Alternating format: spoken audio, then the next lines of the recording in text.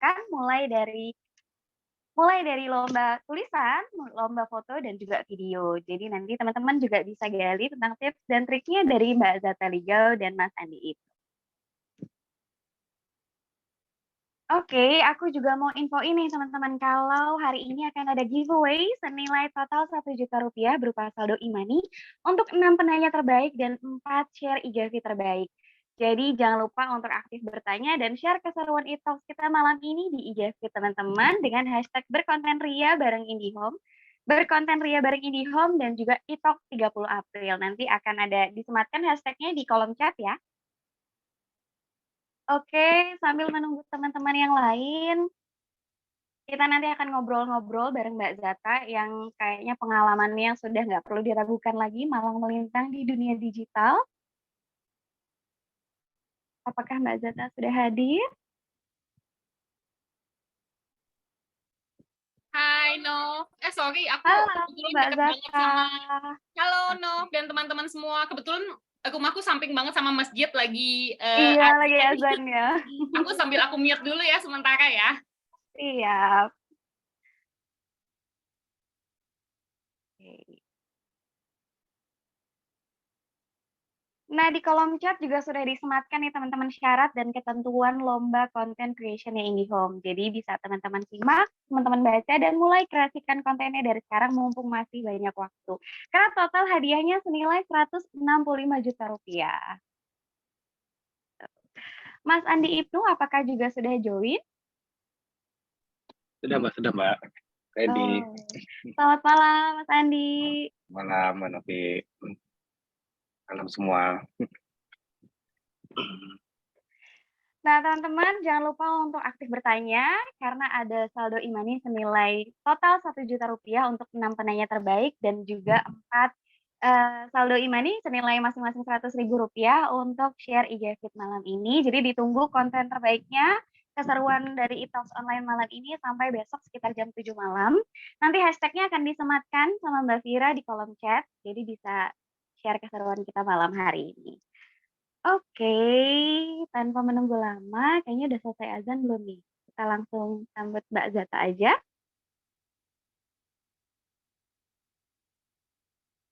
Oke, nggak apa-apa ya Halo sambil Mbak masih ada Zata. suara teman-teman bisa tetap fokus mendengarkan. Mbak Zata sibuk apa nih kira-kira Mbak Zata? Sibuk namanya ibu-ibu ya, sama ya kayak Novi juga. Sibuk ngurusin keluarga pastinya. Masih sibuk konten, jadi pembicara, dan ya paling banyak urusan keluarga sih ya. Wah, aku lihat di Instagram tuh kegiatannya Mbak Zata nggak pernah habis-habis, Mbak. Ada aja selalu produktif terus. Nah, kali ini pengen dong nanti di-share tipsnya gimana sih biar tetap produktif. Padahal udah punya 3 anak, terus kerjaannya juga banyak. Tentunya menghasilkan cuan yang nggak sedikit kan, Pak?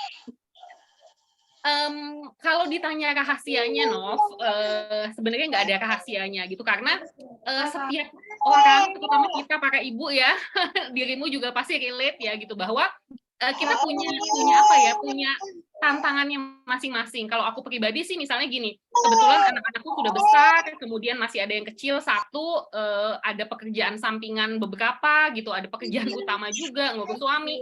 Ya memang harus disiapkan satu waktu untuk bikin to-do list. Kalau aku pribadi ya, to-do list, misalnya dalam 1 minggu ke depan atau 1 bulan ke depan harus ngapain. Nanti aku berdasarkan to-do list tersebut, ya memang nanti akan ada apa sih, dengan berjalannya waktu memang pasti akan ada penyesuaian gitu. Tapi minimal aku punya pegangan biar nggak kemana-mana. Apalagi ya namanya ibu-ibu cewek gitu kan, kadang-kadang lagi seneng nonton drakor lah atau film apa gitu ya, Nov ya, nggak bisa berhenti. Tapi karena ada to-do list, oh kayak harus balik lagi nih ke kerjaan yang ini gitu. Jadi sesimpel itu sih apa manajemen waktu yang kedengarannya gampang, susah-susah gampang sih, tapi memang harus dipaksain untuk diatur gitu. Jadi bikin priority list ya Mbak Zata ya. Yes, betul. Tapi me time tetap jalan dong ya.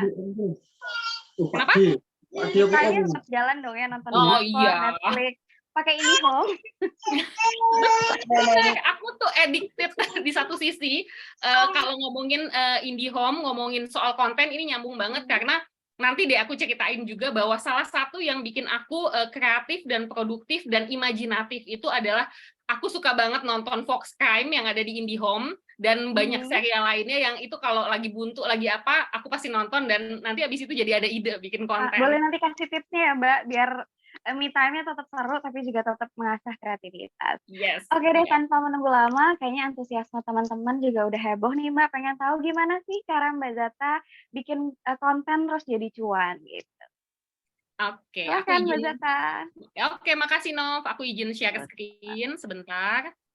Oke, nah teman-teman semua seperti tadi ya sudah disampaikan sama Mbak Novi bahwa memang sih apa ya, aku sebagai ibu-ibu dan mungkin ada beberapa teman di sini yang relate udah apa sebagai konten kreator juga bikin konten yang bisa menghasilkan cuan itu memang butuh usaha menurut aku gitu ya. Tapi selama kita tahu jalannya, selama kita bisa bagi waktu, kita tahu tips dan triknya, itu bisa banget terwujud gitu. Tidak instan pastinya, tapi thanks to social media era, digital era, ini menjadi lebih mudah. Nah, dari konten jadi cuan, maksimalkan potensi diri kita nih di dunia digital secara optimal. Ini yang mau aku share hari ini. Sebelum mulai, sebentar ya, aku mau mengenalkan diri sedikit. Sebenarnya ini perkenalan ini adalah bukan ingin mengenalkan diri secara pribadi, tapi aku pengen share ke teman-teman bahwa memang aku adalah orang yang maksudnya memang tepat gitu bicara. Ini emang hobiku banget ngomongin konten, ngomongin cuan, karena jujur aja salah satu penghasilan terbesar saat ini selama beberapa tahun terakhir gitu, mungkin sama juga sama Mbak Novi juga di sini. Aku memang dari konten dari segala macam jenis konten, ada konten foto, konten video, konten tulisan, terutama sama kayak Mbak Novi juga memulai dari konten tulisan yaitu sebagai blogger, tapi akhirnya berkembang kemana-mana yang justru sebelumnya kayaknya cuman buat seru-seruan, buat berbagi dan lain-lain, cuman dapat endorsement yang jumlahnya kecil dan lain-lain, ternyata lama-lama sampai bisa bantuin suami misalnya buat bayar kuliah anak misalnya, segitunya gitu kalau kita seriusin gitu. Makanya aku semangat banget nih mau berbagi ke teman-teman semua. Nah, yang paling sering banget nih aku mendapat pertanyaan adalah kapan nih bisa ngasilin uang atau menghasilkan cuan dari konten? Karena kebetulan memang bidangku adalah branding, terutama personal branding, itu sering banget ada beberapa orang yang konsultasi dan berpikir bahwa ini bisa nih cepat, bisa instan, ada sosial media dan lain-lain. Pokoknya selama misalnya bikin konten sebanyak mungkin, kemudian dalam waktu sebulan 2 bulan sudah bisa menghasilkan uang, menghasilkan cuan gitu. Tapi sayangnya enggak gitu. Ada yang bisa, banyak yang bisa ya. Mungkin kita juga ada beberapa teman kita yang bisa ya, Nov ya. Memang ya bagus gitu, beruntung gitu. Tapi kalau menurut aku pribadi, kalau kita mau long lasting, mau jangka panjang, enggak cuman wah banyak nih dapatnya endorsement, cuan dan lain-lain. Tapi mungkin nanti 2 bulan kemudian, 3 bulan kemudian sepi. Nanti ada lagi 6 bulan kemudian misalnya.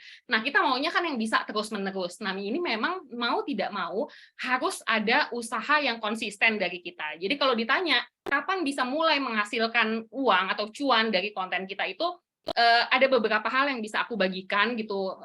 Karena waktunya terbatas, aku bagikan beberapa tips aja gitu ya. Pertama adalah punya pengalaman dan pengetahuan di suatu bidang.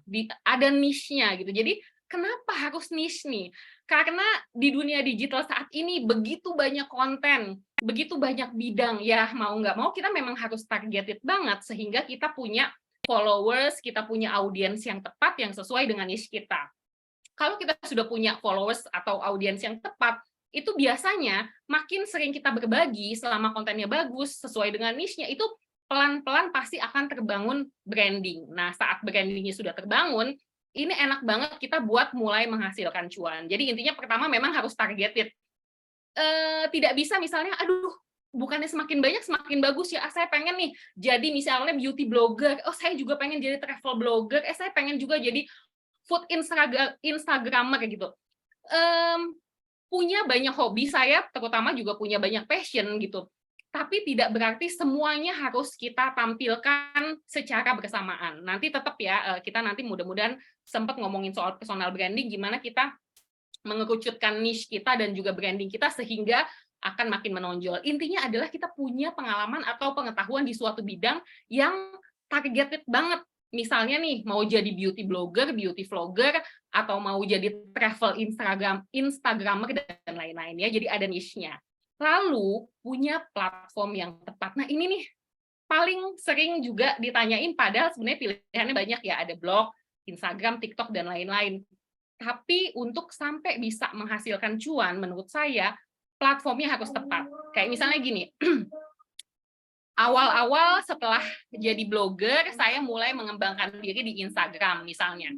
Kemudian pas TikTok mulai happening gitu, banyak orang yang ayo dong Zata coba TikTok dan lain-lain. Cuman saat itu menurut saya itu bukan platform yang tepat buat saya saat itu ya. Sekarang saya sudah pakai TikTok, memang belum dikembangin gitu. Tapi intinya adalah kalau kitanya belum merasa seret, belum merasa sesuai dengan karakter si platform tersebut, sebaiknya ya kita fokus ke platform yang tepat dulu. Misalnya kalau saya blog atau Instagram atau teman-teman ada yang mau di YouTube dan lain-lain gitu. Jadi pastikan pilih platform yang sesuai dengan karakternya teman-teman.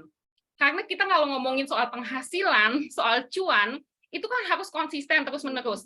Kalau kita misalnya nggak suka sama platformnya, misalnya saya maksain diri pakai TikTok, ya mungkin 3 bulan masih kuat, 6 bulan belum tentu, 1 tahun belum tentu gitu misalnya seperti itu ya. Lalu pastinya syaratnya adalah sudah posting konten secara konsisten.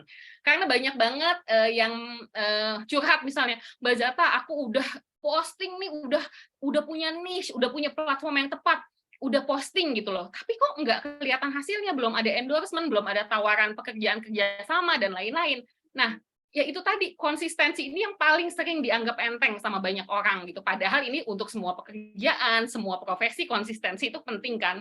Tapi banyak yang misalnya baru 3 bulan posting rajin, tapi udah merasa, aduh kayaknya ini nggak ada hasilnya deh, dan seterusnya, dan seterusnya. Nah itu tadi, kalau ngomongin soal menghasilkan uang, kaitannya juga dengan branding, konsistensi dan repetisi itu menurut saya penting banget gitu. Kalau saya misalnya sampai bisa menghasilkan misalnya di jumlah tertentu itu butuh waktu bertahun-tahun. Mungkin kalau baru beberapa bulan udah bisa menghasilkan, tapi mungkin belum sesuai keinginan kita jumlahnya. Misalnya penawarannya masih kayaknya masih rendah banget nih, atau barternya juga masih produk-produk yang harganya mungkin tidak sesuai dengan keinginan kita dan lain-lain. Intinya adalah konsistensi. Nanti kita bahas lebih lanjut. Lalu kalau kita udah punya platform yang oke, sudah punya niche, udah posting secara konsisten, itu sebenarnya udah mudah, udah cukup gampang bagi kita untuk kerjasama sama sponsor, kerjasama dan cari sponsor untuk konten kita. Lalu kemudian, gimana nih biar makin maksimal lagi ya? Emang kita harus mempromosikan platform kita secara serius. Nah, ini kaitannya juga dengan bisnis branding ya, atau platform branding sama personal branding. Nanti itu saya bahas, oke? Nov nanti kasih tahu ya kalau waktunya udah mau habis. Aku takut soalnya ininya banyak yang mau diomongin, tapi aku mencoba untuk ngepasin waktunya. Oke, Mbak, tenang aja. Aku juga sambil menikmati materi-materinya Mbak Zata nih. Karena relate banget semuanya. Oke, nah, kemudian juga yang paling sering ditanyain, jadi gini, saya pernah ngobrol gitu dengan beberapa kerabat yang kebetulan udah lama nggak ketemu. Mereka tuh yang suka bingung, misalnya, ngasilin duit dari konten tuh kayak gimana sih gitu loh. Ya kalau mungkin mereka blogging ya kebayang ya, oh oke, dari blog ada kerjasama, review produk dan lain-lain, tapi setelah itu mereka bingung, apa lagi sih, emang dari Instagram lumayan, emang dari TikTok dan seterusnya, terus apa lagi gitu. Nah sebenarnya banyak banget ini yang saya contohin, ini hanya sebagian kecil ya, cuman yang memang saya lakukan atau yang memang menurut saya ini cuan banget buat diri saya pribadi yang bisa saya bagikan kepada teman-teman adalah yang paling basic, yang paling gampang itu adalah mempromosikan jasa atau produk sendiri. Kayak misalnya gini, saya punya layanan misalnya personal branding, kayak misalnya konsultasi personal branding. Ini saya promosiin aja lewat Instagram saya, lewat blog saya, TikTok dan lain-lain. Jadi dari situ aja kita udah punya nih misalnya kegiatan yang cuan banget, yaitu konsultasi personal branding tadi. Kemudian saat saya promosikan lagi lewat media sosial dan platform lainnya, ini akan meningkatkan jumlah pendapatan saya, karena dari situ juga akan berdatangan. Lalu endorsement ini nggak usah dibahas ya, kayaknya di sini juga teman-teman kebanyakan juga memang sudah sangat familiar gitu dengan kerjasama dengan brand, misalnya review produknya dan lain-lain ya. Nah, saya juga mau share adalah yang saya lakukan secara serius mungkin 2 tahun terakhir ini adalah menjual konten premium. Jadi dari konten kita nih di Instagram, di TikTok, di blog dan lain-lain, kita kasih misalnya kita bagi-bagi tips nih, misalnya gimana cara membangun personal branding, misalnya gimana cara membuat konten yang punya engagement yang besar dan lain-lain. Orang pasti menyukai postingan-postingan yang berkaitan dengan tips, dengan kiat-kiat. Dan mereka sudah senang karena kita udah bagi tipsnya. Nah, dari konten tersebut, itu nanti menjadi channel kita untuk jualan konten yang premium. Misalnya nih, setelah kita ngasih banyak ke audiens, sering-sering ngasih tips, sesekali misalnya saya gini, oh ya teman-teman, kalau misalnya ada yang mau belajar lebih lanjut misalnya tentang face yoga atau tentang personal branding, boleh ya ikutan training saya yang ini, atau ikutan kelas saya yang ini, atau ikutan kelas saya di Udemy atau di di platform lain misalnya tempat jualan konten juga. Jadi jualan konten premium itu awalnya ya dari konten kita sehari-hari. Orang nggak akan beli konten premium kita kalau kita nggak kasih mereka icip-icip setiap hari gitu. Jadi itu adalah salah satu yang bisa kita lakukan untuk menghasilkan cuan dari konten. Lalu jadi narasumber sesuai dengan niche konten ini menurut saya nggak cuma cuan nih buat teman-teman yang senang bikin konten, tapi ini juga bagus banget buat kita meningkatkan kredibilitas kita. Kalau kita misalnya nih dari konten kita, terus konten kita bagus, ada yang manggil kita jadi narasumber, kita jadi kredibel, branding kita makin naik, ya pasti itu biasanya bayaran atau fee-nya juga akan berbeda dengan sebelumnya saat kita belum jadi narasumber gitu kan. Kemudian, ini bagian yang paling favorit nih yang orang banyak nanya, ternak akun atau ternak konten. Nanti saya share ya. Ini menurut saya seru banget sih. Lalu last but not least ikut lomba blog. Itu menurut saya enggak lomba blog aja ya, ikut lomba bikin konten. Mau itu lomba blog, lomba foto, lomba video, lomba reels dan lain-lain. Itu menurut saya adalah ladang cari cuan sekaligus mengasah kemampuan kita sebagai konten kreator. Jadi gini, teman-teman sering-sering aja ikut lomba. Mau menang mau enggak, pasti ada hasil yang positif. Karena prosesnya saat teman-teman riset, bikin konten, bikin video, blog, dan lain-lain, itu pasti ada riset. Terus teman-teman pasti nulis, dianalisa lagi, diutak-atik lagi, sehingga semakin sering ikut lomba, sebenarnya semakin mempertajam kemampuan teman-teman sebagai konten kreator, mau menang mau enggak. Ya. Jadi menurut saya, menang itu adalah bonus. Tapi ikut lomba itu menurut saya juga ajang apa ya, bukan nabung ya, tapi misalnya saya pingin membeli sesuatu yang nggak ada di budget nih, terus misalnya ada lomba, wah hadiahnya 10 juta gitu ya, misalnya seperti lomba yang diadakan oleh IndiHome, hadiahnya 10 juta, wah saya lagi pengen beli laptop baru nih, tapi udah dihitung-hitung nih, aduh bulan ini harus bayar kuliah anak, harus bayar si anak bungsu les ini, les itu, bayar ini, bayar itu, aduh kayaknya nggak dulu deh laptop. Tapi pas misalnya, wah ada lomba blog, ini kayaknya, atau ada lomba bikin konten dan lain-lain, ini kayaknya bisa jadi semangat saya misalnya untuk mendapatkan atau membeli suatu barang, karena hadiahnya sudah ketahuan misalnya berapa gitu. Jadi diniatin aja sih sebenarnya, ya kalau dapat bisa buat beli barang yang kita inginkan. Kalau saya pribadi itu, ikut lomba itu biasanya secara berkala. Misalnya nih, setelah berapa lama, aduh udah lama ya nggak ikut lomba gitu. Saya memaksakan diri meskipun aduh nanti sibuk ya, apa riset, apa segala macam dan lain-lain gitu. Tapi menurut saya ya itu memang adalah proses saya untuk menghasilkan cuan, menghasilkan uang. Kalau misalnya saya udah mulai males bikin konten dan lain-lain ya gimana saya berharap saya akan mendapatkan penghasilan lebih gitu dari sana, dari sini gitu. Oke nih, biar kebayang ya, saya akan memberikan beberapa contoh. Karena saya suka banget bikin akun gitu, jadi kalau teman-teman biar kebayang juga gimana sih maksudnya gitu ternak akun itu dalam tanda kutip ya. Karena saya senang bikin konten, saya selalu misalnya punya ide, oh bikin konten yang berkaitan dengan klinik kecantikan. Jadi saya pernah bikin akun khusus review klinik kecantikan di Jakarta. Saat itu sudah mulai rame, followers-nya sudah mulai naik, kemudian ada sebuah klinik kecantikan yang menawar, ini boleh nggak saya beli nih gitu, karena followersnya tergolong organik, meskipun kadang-kadang saya campur-campur dengan ikut giveaway juga, tapi tergolong organik karena konten reviewnya sudah banyak. Itu artinya followersnya itu kebanyakan adalah yang memang pecinta dunia kecantikan, yang pengen tahu info tentang klinik kecantikan di Jakarta gitu. Jadi kemudian akun tersebut dibeli oleh klinik tersebut, kemudian akhirnya sebentar ya, saya sambil wait. Oke, kemudian dibeli oleh salah satu klinik gitu, dan lumayan banget harganya. Nah, dari situ itu salah satu cara cara saya menghasilkan uang yang bisa jadi ide buat teman-teman juga.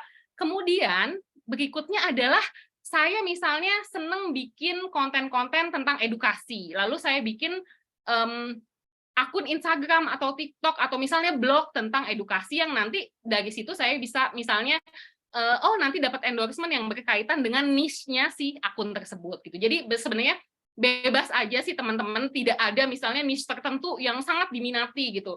Ada, pastinya ada, tapi saingannya juga banyak. Nah, makanya kalau bisa sebenarnya cari niche yang agak jarang-jarang nih gitu. Jadi itu cuman salah satu contoh ya, ide buat teman-teman untuk menghasilkan uang dari konten, dari ternak akun atau ternak konten juga.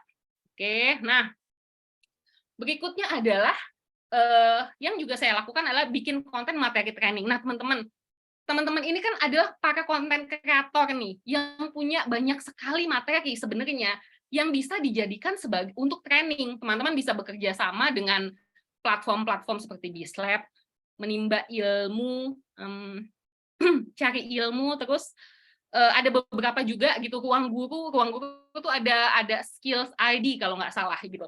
Nah, teman-teman saya yakin banget karena teman-teman sudah punya niche, sudah punya pengalaman di bidang tertentu, itu pasti punya ilmu yang bisa dibagikan. Dan nggak usah mikir, saya pengalaman saya di bidang ini baru 2 tahun, pasti banyak nih yang pengalamannya lebih banyak dari saya. Kalau mikir begitu, teman-teman kita nggak akan pernah bisa memulai gitu kalau selalu berpikir begitu. Karena kalau saya dulu juga gitu, misalnya saya mikir, aduh saya misalnya mau berbagi tentang face yoga, padahal saya baru belajar face yoga 6 bulan, misalnya waktu itu baru ikut kursus 6 bulan, terus saya mikir kayak gini, ya kalau saya mikir kayak gitu, akan selalu ada yang lebih jago dari saya, akan selalu ada yang lebih pintar dari kita, terus kapan gitu kan? Ya udah, mulai aja, bagikan sesuai dengan kemampuannya teman-teman. Ya teman-teman misalnya baru belajar 6 bulan, punya kemampuan materinya misalnya sekian, itu aja yang dibagiin gitu, sesimpel itu sebenarnya. Oke, nah itu adalah ide yang bisa teman-teman lakukan juga untuk menghasilkan cuan. Nah, ini juga adalah yang tadi saya bilang, kalau saya lagi pengen banget sesuatu, pasti saya benar-benar mengusahakan banget dengan segala cara dalam artian yang positif. Misalnya nih, waktu itu saya saking banget ikut lomba blog, menang juga ya lumayan sering gitu. Ini salah satunya.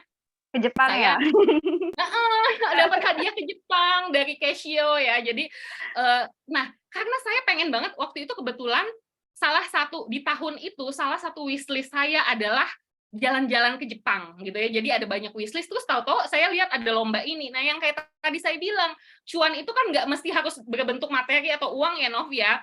Jalan-jalan ke Jepang itu kan memang salah satu wishlist saya, mimpi saya gitu. Jadi saya mikir, wah ada cara yang sesuai banget nih, saya konten kreator, disuruh bikin konten yang hadiahnya kalau menang adalah pergi ke Jepang misalnya. Nah, saya mau bagiin tipsnya dulu deh. Terus gimana sih caranya nih, tips untuk memenangkan lomba bikin konten, mau itu konten blog, video, foto, dan lain-lain. Yang saya lakukan waktu itu adalah saya punya moto,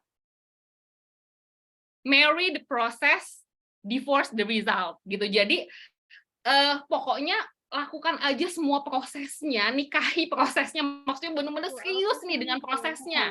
Lalu lupakan atau lepaskan result-nya ya, divorce, ceraikan hasilnya. Karena gini, yang sering bikin kita mungkin gagal atau enggak mencapai keinginan sesuai harapan kita adalah karena kita terlalu fokus dengan hasilnya. Kalau jadi saya mikir, oke, pokoknya gue nih abis-abisan aja nih ngerjain karena pengen banget ke Jepang, lumayan banget ya daripada harus nabung berapa lama.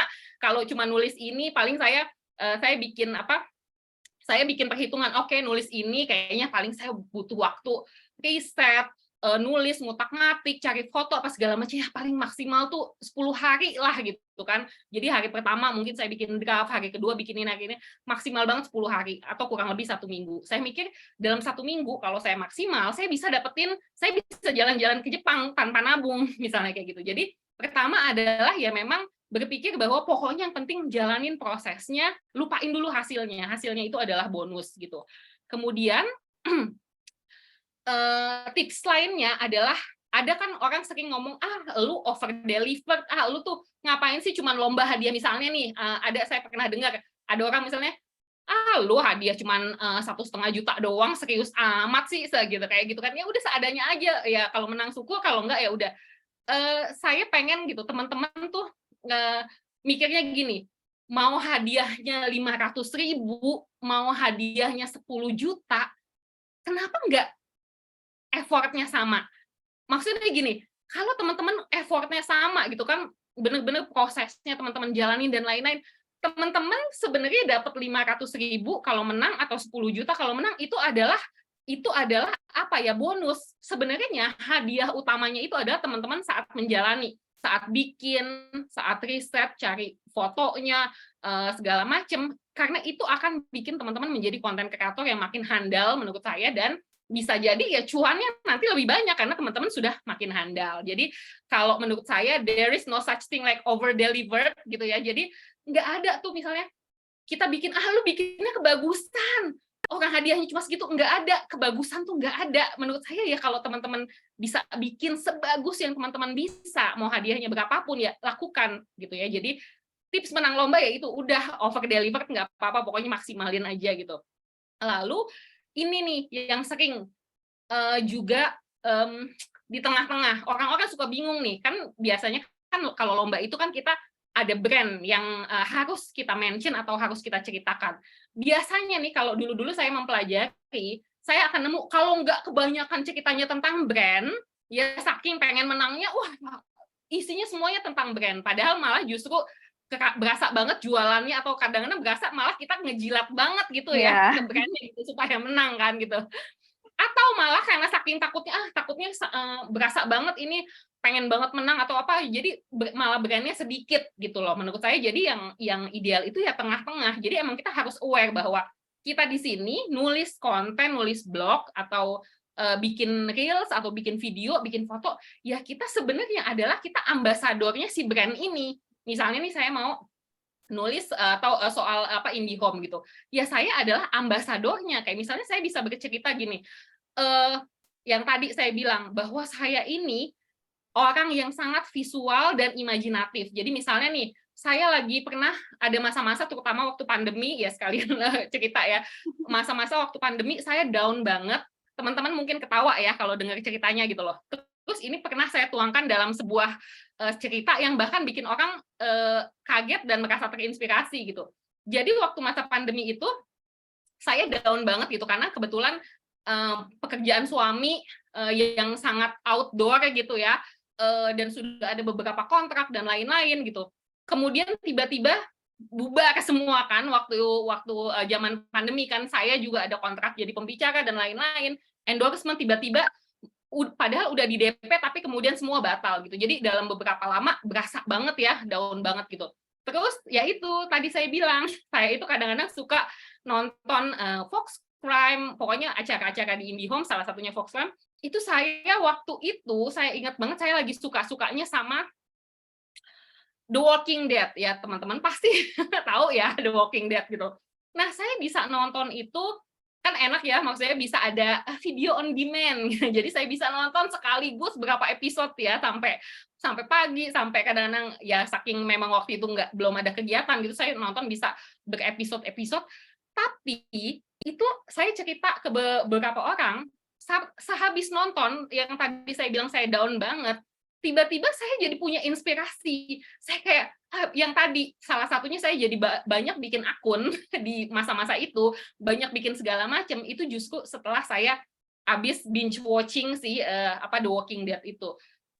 Karena saat itu saya mikirnya gini, karena saya orang yang sangat imajinatif, saya ngebayangin, oke, gila ya, itu tuh zaman kayak gitu di mana-mana zombie, nggak ada internet, nggak ada apa-apa gitu. itu mereka masih bisa survive loh. Gue yang cuman beberapa kontrak dibatalin, rumah masih ada, simpenannya masih ada lah meskipun nggak banyak, punya kemampuan menulis, punya kemampuan foto, masa sih gue down gitu, kalah dong sama segitunya gitu, seimajinatif itu gitu. Jadi akhirnya aku malah mikir, oke, gue punya kemampuan bikin konten apa ya yang bisa nanti menghasilkan cuan, ya disitulah gitu. Jadi menurut aku tadi teman-teman ya aware kayak gitu dengan brandnya. Misalnya saya ngebayangin kalau saya lagi ikut lomba nih, lomba bikin konten untuk misalnya IndiHome gitu, mungkin saya akan menceritakan hal yang tadi saya bilang bahwa it's a life changing experience, cuma nonton doang loh, cuma nonton doang. Buat orang lain mungkin ya biasa aja, kalau buat saya beda. Nah, teman-teman coba cari apa sih hal yang unik ya, yang bisa teman-teman jual ya, story yang bisa teman-teman jual. Jadi story selling, story yang bisa teman-teman jual yang berkaitan dengan brand tersebut dan juga berkaitan dengan personal. Ups, karena Mbak yang Zata 5 menit lagi, aku mau ngingetin 5 menit lagi ya. Oke, siap. Thank Nah, you Mbak Zata. nah itu dia menurut aku. Jadi pokoknya teman-teman, pertama itu adalah benar-benar maksimalin usahanya, nggak ada pokoknya over prepared, nggak ada over delivered, nggak ada, yang ada benar-benar persiapkan secara maksimal. Jangan lupa masukin brandnya dengan secukupnya, jangan kelebihan, jangan juga kurang, dan juga kuatin tadi story selling-nya, jual story-nya. Kayak tadi misalnya saya cerita bagaimana cuma nonton serial TV aja itu bisa mengubah hidup saya gitu. Jadi benar-benar 3 tips ini menurut saya adalah salah satu penentu dari banyak tips ya. Oke, ini saya percepat aja, dan jangan lupa untuk promosiin konten-kontennya teman-teman. Karena banyak banget dari kita udah bikin konten, udah bagus-bagus, ya udah posting begitu saja. Terus nah bikin lagi posting gitu. Padahal postingannya teman-teman itu perlu dipromosiin lagi. Misalnya antar atau cross platform ya, misalnya dari dari Instagram ya, kalau misalnya punya Facebook ke Facebook, atau blognya ke Instagram ke Facebook dan lain-lain. Oke, saya percepat aja. Nah, ini ada tips branding. Jadi kalau kontennya udah oke, kita sebagai konten kreatornya juga perlu banget untuk membangun personal branding, untuk nge-boost platform kita sehingga lebih kredibel. Kalau lebih kredibel, insya Allah kalau dari pengalaman saya, cuannya juga makin kredibel juga ya. Nambah ya. Nah, tipsnya apa aja? Nah, teman-teman bisa baca di sini. Saya bacain aja dulu ya, maksudnya untuk mempercepat. Nanti kalau masih mau nanya bisa di sesi tanya jawab. Jadi rutin bikin konten sesuai niche itu udah nggak bisa ditawar-tawar lagi, nggak ada alasan, nggak punya waktu, nggak sempet dan lain-lain, nggak punya ide ya kayak tadi cari ide, bahkan nonton di IndiHome aja bisa jadi ide gitu buat saya. Terus upgrade skills-nya, jangan pernah merasa udah jago, udah senior ya, kayak kita ya misalnya ya Novi, oh kita udah aku sama Mbak Novi udah lebih dari 7 tahun mungkin ngeblok, wah ya nggak bisa begitu, tetap ya kita terus belajar kayak Novi ya, kayak gitu. Kemudian maksimalin sosmed pribadi, karena menurut saya sosmed pribadi ini adalah panggung digital kita. Udah sering bikin konten, udah skill-nya udah di-upgrade, pakai nih sosmed kita yang gratis ini untuk mengangkat diri kita. Karena memang saat ngomongin personal branding ya jualannya adalah diri kita sendiri gitu. Jadi maksimalin untuk mengiklankan diri sendiri. Networking, kolaborasi, jadi narasumber untuk bidang kita dan seterusnya, itu akan sangat memperkuat branding kita. Nah, oke, ini kayaknya udah mau habis kok. Jadi semuanya itu yang tadi saya bilang, bangun brandingnya, konsisten posting dan seterusnya, itu kebayang nggak sih teman-teman kalau teman-teman meracik semuanya jadi satu, ditambah dengan konsisten dan persistence ya, karena emang kalau mau cuan gitu, kalau mau menghasilkan dari sini ya memang harus gigih gitu loh, harus gigih, pantang menyerah. Kalau menurut saya sih tidak mungkin tidak ada hasilnya gitu. Kalau dari pengalaman saya pribadi, ini kalau diracik semuanya dilakukan dengan maksimal, insya Allah hasilnya juga maksimal gitu. Karena saya juga sudah mengalami sendiri, makanya saya berani berbagi ke teman-teman karena memang itu berdasarkan pengalaman pribadi. Aduh, mudah-mudahan ngepas ya, Nov. Aku ngebut. Aku balikin Terima lagi. kasih banyak loh Mbak Zata. Ya ampun, aku ingat nih tadi satu quote. Marry the process, divorce the result ya Mbak Zata. Jadi kalau Yes. dalam lomba itu yang penting adalah prosesnya. Gimana Yes. kita menikahi prosesnya, menikmati prosesnya, dan ceraikan saja hasilnya. Nah ini juga kayaknya quote itu akan aku pegang dan aku pelajari juga. Karena beberapa kali ikut lomba gagal nih Mbak. semangat. Karena pasti skills kita pasti nambah gitu ya. Iya, Gagal lomba nggak betul. apa-apa, skills pasti nambah. Jadi tadi juga menarik nih cara Mbak Zata untuk mengatasi masa-masa down, salah satunya terinspirasi dari film-film yang ada di IndiHome ya, Mbak. Nah, itu Iya, juga bisa jadi inspirasi untuk lomba menulis ya. benar Oke, banget. ini Mbak Zata, ya ampun di kolom chat ini banyak banget yang tanya. Aduh, pesonanya Mbak Zata luar biasa sih ini. Oke, nanti kita akan masuk ke sesi pertanyaan, tapi kali ini aku mau menyambut pembicara kita kedua, jadi mohon tunggu ya Mbak Zata ya. Yes, ya. Iya. Nah, kali ini kita masuk ke sesi kedua, ada pembicara dengan nama lengkap Andi Ibnu Masri Rusli, lulusan Universitas Pelita Harapan, Fakultas Ilmu Sosial dan Politik, yang pernah menjadi redaktur Tempo dan saat ini bergabung sebagai tim Public Relation dari IndiHome Media Engagement atau IME. Dan tahun lalu, Mas Andi ini juga didaulat sebagai juri IndiHome Blog Competition 2022.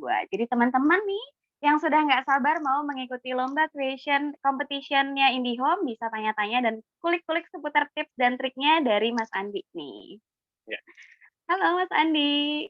Ya, halo semua. Makasih Mbak Novi. Saya izin Sehat, sharing Mas? ya. Sehat, Sehat, Mas? alhamdulillah. Alhamdulillah. Sehat, Gimana sehat. nih melihat antusiasme calon-calon peserta lomba IndiHome tahun ini? Wah, makasih udah banyak pesertanya. Nanti juga saya juga jelasin teknis soal lomba juga. Mungkin nanti kita juga banyak diskusi ya Mbak Zata. Kita mungkin agak studi kasus bagaimana nih buat teman-teman tips-tipsnya supaya juara menang lomba gimana gitu. Karena kita studi kasusnya lomba di IndiHome gitu juga sih. Kalian promosi juga sih. Kurang lebih seperti itu. Siap, terima kasih Mas Andi. Izin Silahkan. sharing ya. Ya, berikut kita itu buat teman-teman blogger seperti tahu IndiHome punya satu acara, tapi kita balik kalau kita ngomongin big picture-nya namanya supply demand untuk teman-teman blogger kesempatan buat berunjuk gigi, ikut lomba atau hingga di endorse sama brand pasti ada. Karena tiap di bahasa marketing kita di brand kita ngeliatnya ada marketing itu ada jenis-jenis caranya ya. Salah satunya mendapatnya yaitu dengan gain earn media. Apa sih earn media itu? Kampanye pemasaran yang memperoleh hasil secara organik. Nah, maksudnya gimana? Jadi kita nggak sell promotion, tapi kita menggunakan mitra-mitra dari teman-teman seperti blogger, influencer dan sebagainya, baik itu media tulis, media foto, media video untuk menceritakan bagaimana user menceritakan kisah brand itu sendiri gitu. Apa sih yang menjadi dorongan kenapa brand itu selalu pasti butuh to gain on media itu? Balik lagi kita cuma pegangan, kalau saya pribadi ya dan di teman-teman di IndiHome pegangannya cuma satu. Kita cuma ini, storytelling. Kita butuh orang menceritakan produk kita apa. Seperti kata Robert McKee, storytelling is the most powerful way to put media into the world today. Artinya gimana sih? Ya, kita butuh ada halo putus ya. Halo, Mas Andi. Ya. Share screen-nya jadi? Oh, belum nih, belum di play. Belum. Oh iya, sorry.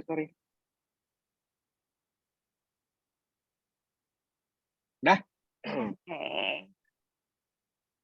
Ya, balik lagi ya tadi earn media kita di brand itu pasti namanya demand untuk teman-teman media demand dan kesempatan teman-teman konten creator untuk berunjuk gigi pasti selalu ada karena itu kampanye yang tidak akan pernah putus sampai brand itu tutup.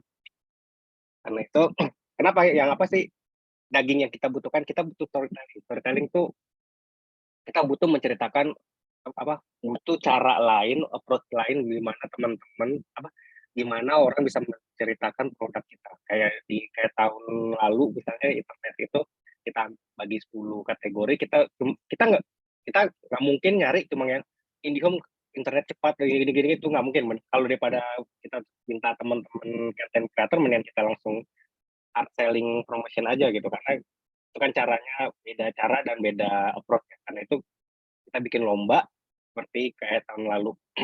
Nah ini kan ini storytelling apa sih yang kita harapkan? Nah, dari tahun lalu itu kita ada 10. Tema besar kita tahun lalu apa? Internet itu udah menyentuh semua sendi kehidupan sosial ekonomi. Jadi kita coba dong teman-teman konten kreator bikin kisah yang menarik tentang pendidikan, kreatif, lifestyle dan kawan-kawan. Di sini juga banyak alumni tahun lalu yang kenal dan kebetulan saya jadi juri juga, tahu betul apa sih yang menjadi keinginan kita untuk teman-teman blogger itu menulisnya, pesan apa yang itu. Pesannya satu aja sih, untuk storytelling keunggulan internet indie home di kehidupan di sektor ini, seperti apa yang seperti misalnya yang sangat bermanfaatnya, humanisnya, yang menginspirasi. Nggak perlu banyak-banyak juga terlalu memuji-muji IndiHome, tapi setidaknya kita bisa menangkap satu esensi pentingnya IndiHome dari situ. Dari kemarin itu, campaign yang kemarin, terima kasih atas besarnya teman-teman. Kita dari tahun 2001 kita belum ada lomba kompetisi yang besar, kita cuma punya 340 publikasi blog. Kemarin tembus 10 kali lipat jadi 3.000. Salah satunya berkat disokong oleh blog competition yang kalau nggak salah bisa ini dari sisi brand ya. Kenapa kesempatan untuk blogger untuk berkesempatan untuk bisa menang lomba cukup besar, karena kita ngelihatnya dari sisi brand ini, karena dari guide kami pun di brand itu bisa menembus publikasi kita jadi 3.000. Dari 3.000 itu kalau boleh saya kasih bocoran, kurang lebih ada 1 juta interaction dan viewers yang dihasilkan, dan conversion rate-nya untuk jadi pelanggan itu hampir di 100 ribuan. Jadi cukup lumayan dan cukup bagus. Artinya jangan khawatir teman-teman blogger, teman-teman fotografer atau teman videografer, pasti tak hanya IndiHome, semua brand pasti butuh ini karena emang terbukti akan meningkatkan ada nilai tambahnya bagi brand dan menunjang marketingnya. Terus akhirnya tahun ini kita juga harus berkembang juga kan, dari tahun ke tahun kita harus berkembang. Kalau tahun lalu cuma hanya blogger, karya tulis, maksudnya coba kita bagi dua deh, karena seperti Azata bilang juga kita sebagai content creator juga harus berkembang. Saya dulu seperti saya tahu, saya juga latar belakangnya jurnalistik. Dulu juga tulisan yang bagus tuh cuma tulisan yang panjang tanpa berisi. Tapi ternyata pada perkembangan zamannya kita harus dipakai juga bisa bukan di video, bisa foto, dan apalagi zaman-zaman internet web 2.0 itu yang dimana Detik, CNBC muncul itu, kita harus bisa tulisan pendek tapi cepat. Nah, itu kan tantangan juga. Itu juga saya yakin berlaku juga di dunia konten creator, dari blogger, tulisan dan video gitu. Nah, kita langsung fokus aja ke lomba ini. Kita sudah masuki di sini, udah tanggal 2, kita udah umumin dari tanggal 13 April kemarin, tanggal 26 ini udah mulai dibuka. Mungkin juga ada satu kekhawatiran ya, dan yang perlu saya luruskan, semua hulu itu semua orang boleh diperkenalkan ikut asal mempunyai blog dan punya ID yang sendiri, tanpa harus satu platform tertentu seperti Kompasiana. Semua boleh ikut, silakan. Ya, teman-teman kalau masih mau berminat bisa sampai tanggal 14, masih ada waktu 2 minggu kurang lebih. Kebetulan juga mungkin juga cepat tahu habis Lebaran juga lumayan cek lagi, udah nggak terasa THR-nya gitu. Silakan aja, bisa beruntung sampai tanggal nanti kita umumkan tanggal di awal bulan itu. Nah, sebagai bonus teman-teman buat teman-teman yang hadir di ini, kita kasih tahu juga deh parameter pencarian di blog kita sebagai indikator juga, mungkin bisa jadi diskusi yang menarik. Karena parameter ini kan tentu ke kita brand sebagai penyelenggara lomba ya, untuk menyelenggarakan, kita nyari konten blog siapa sih. Nah, kita punya 4 parameter utama ini. 4 parameter itu bisa bagi secara proporsional dari segala kepentingan, dari hal esensi yang paling bagusnya. Kita yang pertama kebaruan 35%. Tentu kita sebagai penyelenggara internet ingin para teman-teman konten kreator blog ini kita ngomongin blog bisa memberi insight hal-hal baru apa tentang internet, cerita menarik internet dari IndiHome yang dialami oleh teman-teman. 35%. 30%-nya problem solving-nya. Iya, kita ngomongin teknologi terbaru atau esensi baru dari internet IndiHome, tapi problem solving-nya apa? Dan benarkah bisa dirasakan oleh banyak orang, atau benar-benar bisa benar-benar jadi solusi bagi kehidupan banyak orang banyak gitu. kreativitas itu balik lagi ke itu udah ranah jam terbang dan kemampuan pribadi ya. Jadi gimana para blogger ini bisa menyampaikan pesan tersebut dengan cara yang kreatif, bahasa yang enak, bahasa yang naratifnya bagus atau naratif seperti apa. Dan tentu naratif bagus itu juga nilainya kan tidak bisa sangat intangible ya. Itu tergantung lagi kembali ke pribadi, dan pribadi masing-masing itu pasti punya gayanya sendiri-sendiri. Fidelity itu ya berapa konsisten. Banyak kan juga kita temuin tahun lalu, pelajaran tahun lalu, orang ngomongin A, mau lebar-lebar kemana-mana. Kita lagi ngomongin e-sport, tiba-tiba dia ngomongin ke platform ke konsol game. Jadi itu kalau kita ngomongin game itu kan jadi agak kurang fidelity, jadi makanya agak kalah, padahal sebenarnya bagus, tapi kita kalahkan karena kurang fidel. Dewan jurinya mungkin ini juga sedikit subjektif dari kita ya. Kita ada Mbak Widianti Yulendari sama Mas Dari. Ini di luar siapa personal orang ini, balik lagi ini dua orang ini merupakan mitra lama IndiHome, jadi kita juga agak sedikit enak untuk bekerja sama gitu. Kita ke parameter video juga sama kurang lebih. Tema kita, parameter terbesarnya itu tema seperti apa, 35%, kreativitasnya seperti apa, teknik pengambilan gambarnya seperti apa, komposisi gabungan dari tema, kreativitas, dan teknik itu seperti apa. Engagement ini maksudnya apa? Kita juga butuh sedikit nilai tambahan, memberi kesempatan ke teman-teman juga nilai tambahan kalau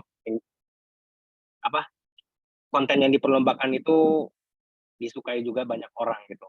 Tapi kita beri juga nilai kecil karena untuk menghindari seorang peserta lomba menggunakan masanya atau bahkan membayar orang untuk mengengagement konten dia.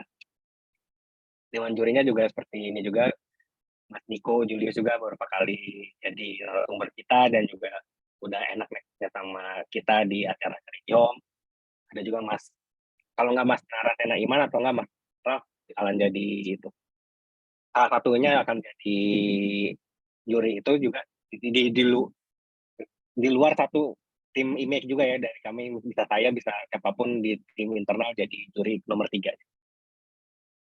Parameter untuk foto juga seperti itu juga, tema, kreativitas, teknik, komposisi, engagement kurang lebih sama, cuma beda. Ini kan cuma beda visual bergerak dan visual mati. Walaupun kalau mau didebat banyak juga hal yang bisa dibedakan gitu. Dewan jurinya ada Mas Boy, juga beberapa kali jadi narasumber dan mendiskusi email di IndiHome, juga Mas Taufan dan Mas Oki yang bakalan jadi dewan juri ke depannya nanti. Ini untuk jurnalistik mungkin bukan bidang teman-teman, tapi sebagai memenuhi keterbukaan informasi, kurang lebih kita akan mengundang Mas Yura, Mas Ardi, Mas Ismoko dan Umi bakalan jadi juri kita di luar perwakilan dari. Kurang lebih seperti itu. Saya lebih suka lebih banyak diskusi aja, ngomongin teknis dan berdiskusi aja, mungkin Sobat Putri juga belum telat, mumpung kita masih belum habis libur lebarannya, Selasa baru kita normal lagi kan. Terima kasih Mbak Novi.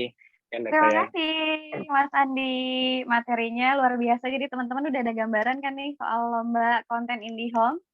Nah, bisa di-create dari sekarang, tadi juga udah di-spill ya juri-jurinya, terus juga mungkin proporsinya, dan detail-detailnya nanti bisa langsung ditanya di kolom chat ya. Jangan lupa juga untuk share keseruan e-talks online kita hari ini di Instagram kita teman-teman. Hashtag-nya sudah disematkan di kolom chat, bisa dilihat di sana. Ada berkonten Ria bersama IndiHome dan juga e-talks 30 April. Ditunggu sampai besok jam 7 malam, karena nanti akan dipilih 4 orang pemenang untuk mendapatkan masing-masing 100.000. Dipilih untuk 4 orang pemenang akan mendapatkan saldo e-money senilai 100.000 untuk masing-masing pemenang. Oke, Mas Andi, sambil menunggu, kita tanya-tanya jawab dulu nih. Udah banyak banget pertanyaan yang masuk, Mas Andi. Aku mulai dari pertanyaan pertama. Ini maaf ya teman-teman kalau tidak semua pertanyaannya dibacakan karena banyak sekali, jadi aku random aja bacainnya. Nanti mungkin juga kalau ada pertanyaan tambahan bisa disampaikan di Instagramnya Mbak Zata, boleh ya Mbak? Dan Instagramnya Mas Andi mungkin berkenan kan? Nah, yang pertama ada dari Selamat malam Mbak Zata, saya Yeni dari Bandung. Mbak tadi menyebutkan senang membuat akun. Terdapat beberapa akun Instagram. Bagaimana Mbak Zata mengelola akun-akun tersebut? Apakah ada admin khusus untuk menangani setiap akunnya? Terus juga ada pertanyaan kedua nih Mbak, dalam membuat konten baik itu berupa tulisan atau foto, sebetulnya porsi atau komposisi yang terbaik antara konten organik dan konten sponsor post itu berapa persen? Oke, jadi aku jawab yang kalau sponsor post dan konten organik dulu ya. Jadi itu gunanya direncanakan. Jadi tadi aku bilang misalnya nggak ada alasan nih kita pengen jadi konten kreator yang profesional dan menghasilkan, tapi misalnya kadang ngepost, kadang enggak, kadang sempet, kadang enggak, sudah tidak ada alasan itu gitu ya. Nah, itu direncanakan sehingga nanti kita tahu porsinya. Misalnya kalau saya pribadi 70% misalnya organik, 30% itu buat endorsement. Itu sudah saya tentukan seperti itu. Jadi misalnya ternyata ada yang lebih nih, misalnya ada kerjasama atau endorsement yang aduh menggoda banget nih dan minta buru-buru. Biasanya memang saya lihat dulu misalnya ya dari segi apakah memang itu brandnya sesuai dengan saya. Kemudian ya karena kita ngomongin cuan, apakah cuannya sesuai atau tidak, sekali saya akan mengurangi porsi. Misalnya tadi organik itu harus 70%, tapi karena ada penawaran ya bolehlah untuk minggu ini atau bulan ini organiknya 60% aja gitu. Sisanya adalah endorsement atau kerjasama dengan brand. Jadi tiap orang menurut saya beda-beda, tapi pastikan bahwa kalau bisa tetap harus banyakan organiknya. Kalau enggak nanti orang males follow kita atau unfollow ya karena udah kebayang sih bahwa kebanyakan kontennya adalah konten-konten yang bekerja sama dengan brand. Karena Novi juga ngerasain ya kalau kebanyakan postingan endorsement itu engagement-nya Turun. drastis. Iya. Mas Andi mungkin mau nambahin, Mas Ibnu. Silakan Mbak, silakan. Kalau dari tim email sendiri nih gimana nih menyingkapi hal-hal itu? Banyak akun yang pasti mah kita mah yang terserah mau banyak akun atau dia punya tim sendiri, yang penting kalau kita dari brand gampang dihubungin dan direct aja lah gitu maksudnya. Diskusinya gampang tanpa tim sendiri. Kita juga kadang-kadang malas lewat tim. Nggak tahu yang Mbak Zata kalau ada klien mau kerjasama, Mbak Zata langsung handle sendiri apa timnya. Kalau kita kadang-kadang selalu ada message antara tim, kalau kita lewat tim sama direct. Jadi kalau kita selalu atau saya yang megang, kita prefer langsung ke orangnya langsung. Gitu. Kalau masalah banyak postingan itu kan manajemen pribadi konten kreator ya, kita nggak bisa ganggu-ganggu lah. Benar-benar. Yang tadi aku belum jawab ya, yang apa pakai tim atau enggak ya? Ya. Jadi gini, pas punya banyak akun, karena memang niatnya adalah untuk penghasilan tambahan, di awal-awal aku maintain semuanya sendiri. Karena memang kebetulan senang bikin konten dan kemudian memang di-manage gitu ya, sehingga bisa menghasilkan banyak konten. Tapi kalau misalnya teman-teman ada yang melakukan hal yang sama dan kalau sudah cuan, menurut aku ya wajar banget kita untuk udah misalnya hire admin. Kebetulan saat ini aku punya admin tapi by project. Jadi misalnya nih lagi nggak kepegang atau lagi ada project apa, aku by project. Jadi kalau lagi banyak ya ada yang memang adminnya per bulan, aku bayar per bulan. Tapi kalau misalnya lagi nggak terlalu banyak ya biasanya untuk penghematan ya by project aja gitu. Jadi teman-teman kalau mau punya beberapa akun ya pastikan bahwa manajemennya meskipun bikin sendiri ada waktu-waktu khusus untuk bikin konten di akun-akun tersebut. Dan kalau sudah cuan ya boleh banget nih mau pakai admin, mau pakai orang-orang yang bisa support untuk bikin akun konten-kontennya dan lain-lain, silakan aja. Oke, wah menarik nih. Lanjut ke pertanyaan kedua ya Mbak, karena ini banyak banget. Ada dari Mbak Andi Hardianti dari Mataram. Gimana sih masa depan peluang bekerja sebagai konten kreator? Apakah menurut Mbak Zata dan Mas Andi juga ini akan menjanjikan dan terus ada? Mengingat ada banyak sekali media atau platform yang dulu pernah ada, terus sekarang udah mati. Sebagai mitigasi atas hal-hal tersebut, hal apa nih yang Mbak Zata dan juga mungkin Mas Andi lakukan untuk mencegah kalau di masa yang akan datang pekerjaan konten kreator tidak lagi menghasilkan seperti sekarang? Mas Andi dulu, silakan. Oke, gantian ya. Oke, kalau bagi saya ya di brand itu, chance-nya pasti ada terus ya. Kita butuh namanya marketing tuh hidup marketing itu kayak napasnya sebuah brand ya, harus jalan terus. Nggak usah khawatir buat temen ataupun sekarang pun ada tren menarik ya Mbak Zata, itu benar banget, tapi Ya. kita di brand tuh yakin banget ada kesempatan besar buat para teman-teman yang baru memulai. Ada sedikit, balik lagi ya, saya nggak suka juga sebenarnya, ini agak perkataan kelas-kelas influencer itu kan ada mikro, mega gitu. Tapi yang mikro ini sekarang udah lagi tren karena kok ada kesempatan buat teman-teman yang baru mulai dan harus nggak mau harus tergolong dalam status mikro gitu, malah orang-orang engagement lebih percaya oleh teman-teman ya di mikro itu, konten-konten mikro. Oh. Jadi nggak perlu Tapi khawatir bukan ya Mas berarti Andi ya? yang mega yang besar udah nggak itu lagi, tetap butuh juga gitu. Maksudnya kayaknya marketing itu bagi di brand itu terus harus dilakukan terus-menerus, dan nggak pernah dengar deh kayaknya namanya apa budget buat marketing dipotong tuh jarang banget, kecuali Oh, ya. malah capex itu malah yang dipotong. Kalau biaya budget marketing kayak nggak jarang banget. Jadi nggak perlu khawatir nih ya Mas? Jangan khawatir, peluangnya selalu lebar terus, kebuka terus. Oke. Gimana Mbak Zata mau menambahkan nih? Oke. Terlebih kan sekarang ada ChatGPT ya Mbak, terus juga ada teknologi AI yang kayaknya berpeluang menggeser kita sebagai content creator nih, gimana nih Mbak Zata?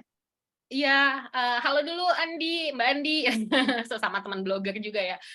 Jadi menurut aku cukup pede sih bahwa ini masih akan lama ya, masih akan terus berlangsung gitu. Malah sebenarnya udah bergeser banget, emang udah digital banget gitu sekarang. Gimana caranya untuk mengantisipasi kayak tadi kan AI itu salah satu yang memang sering aku ulik-ulik juga gitu. Justru sebagai content creator kita harus manfaatin AI menurut aku, karena ya AI itu kan artificial intelligence yang itu buatan kita sebagai manusia ya, memang sudah sepatutnya itu ngebantu kita, mensupport kita. Jadi memang kalau aku pribadi pengennya ini kita tidak menganggap itu sebagai ancaman, tapi itu sebagai alat yang ngebantu kita untuk makin sukses sebagai content creator gitu. Karena ya tadi kalau misalnya gimana nih caranya kita juga untuk menjaga agar misalnya kita tetap bisa kepake terus, bahkan misalnya tadi ada pertanyaan misalnya kalau mungkin dunia digital atau konten kreator sudah mulai menurun dan lain-lain, ya itu tadi aku sering bagi soal bangun personal branding juga, dan juga ya upgrade skill terus gitu, karena menurut aku konten kreator yang sukses itu ya yang punya nilai tambah, kayak misalnya nih Mbak Novi, blogger, instagramer, influencer yang juga adalah dosen misalnya, atau setahu aku Andi juga kan bekerja di bidang yang berkaitan dengan pemerintahan atau pertanian kalau nggak salah ya, udah lama nggak update kita gitu.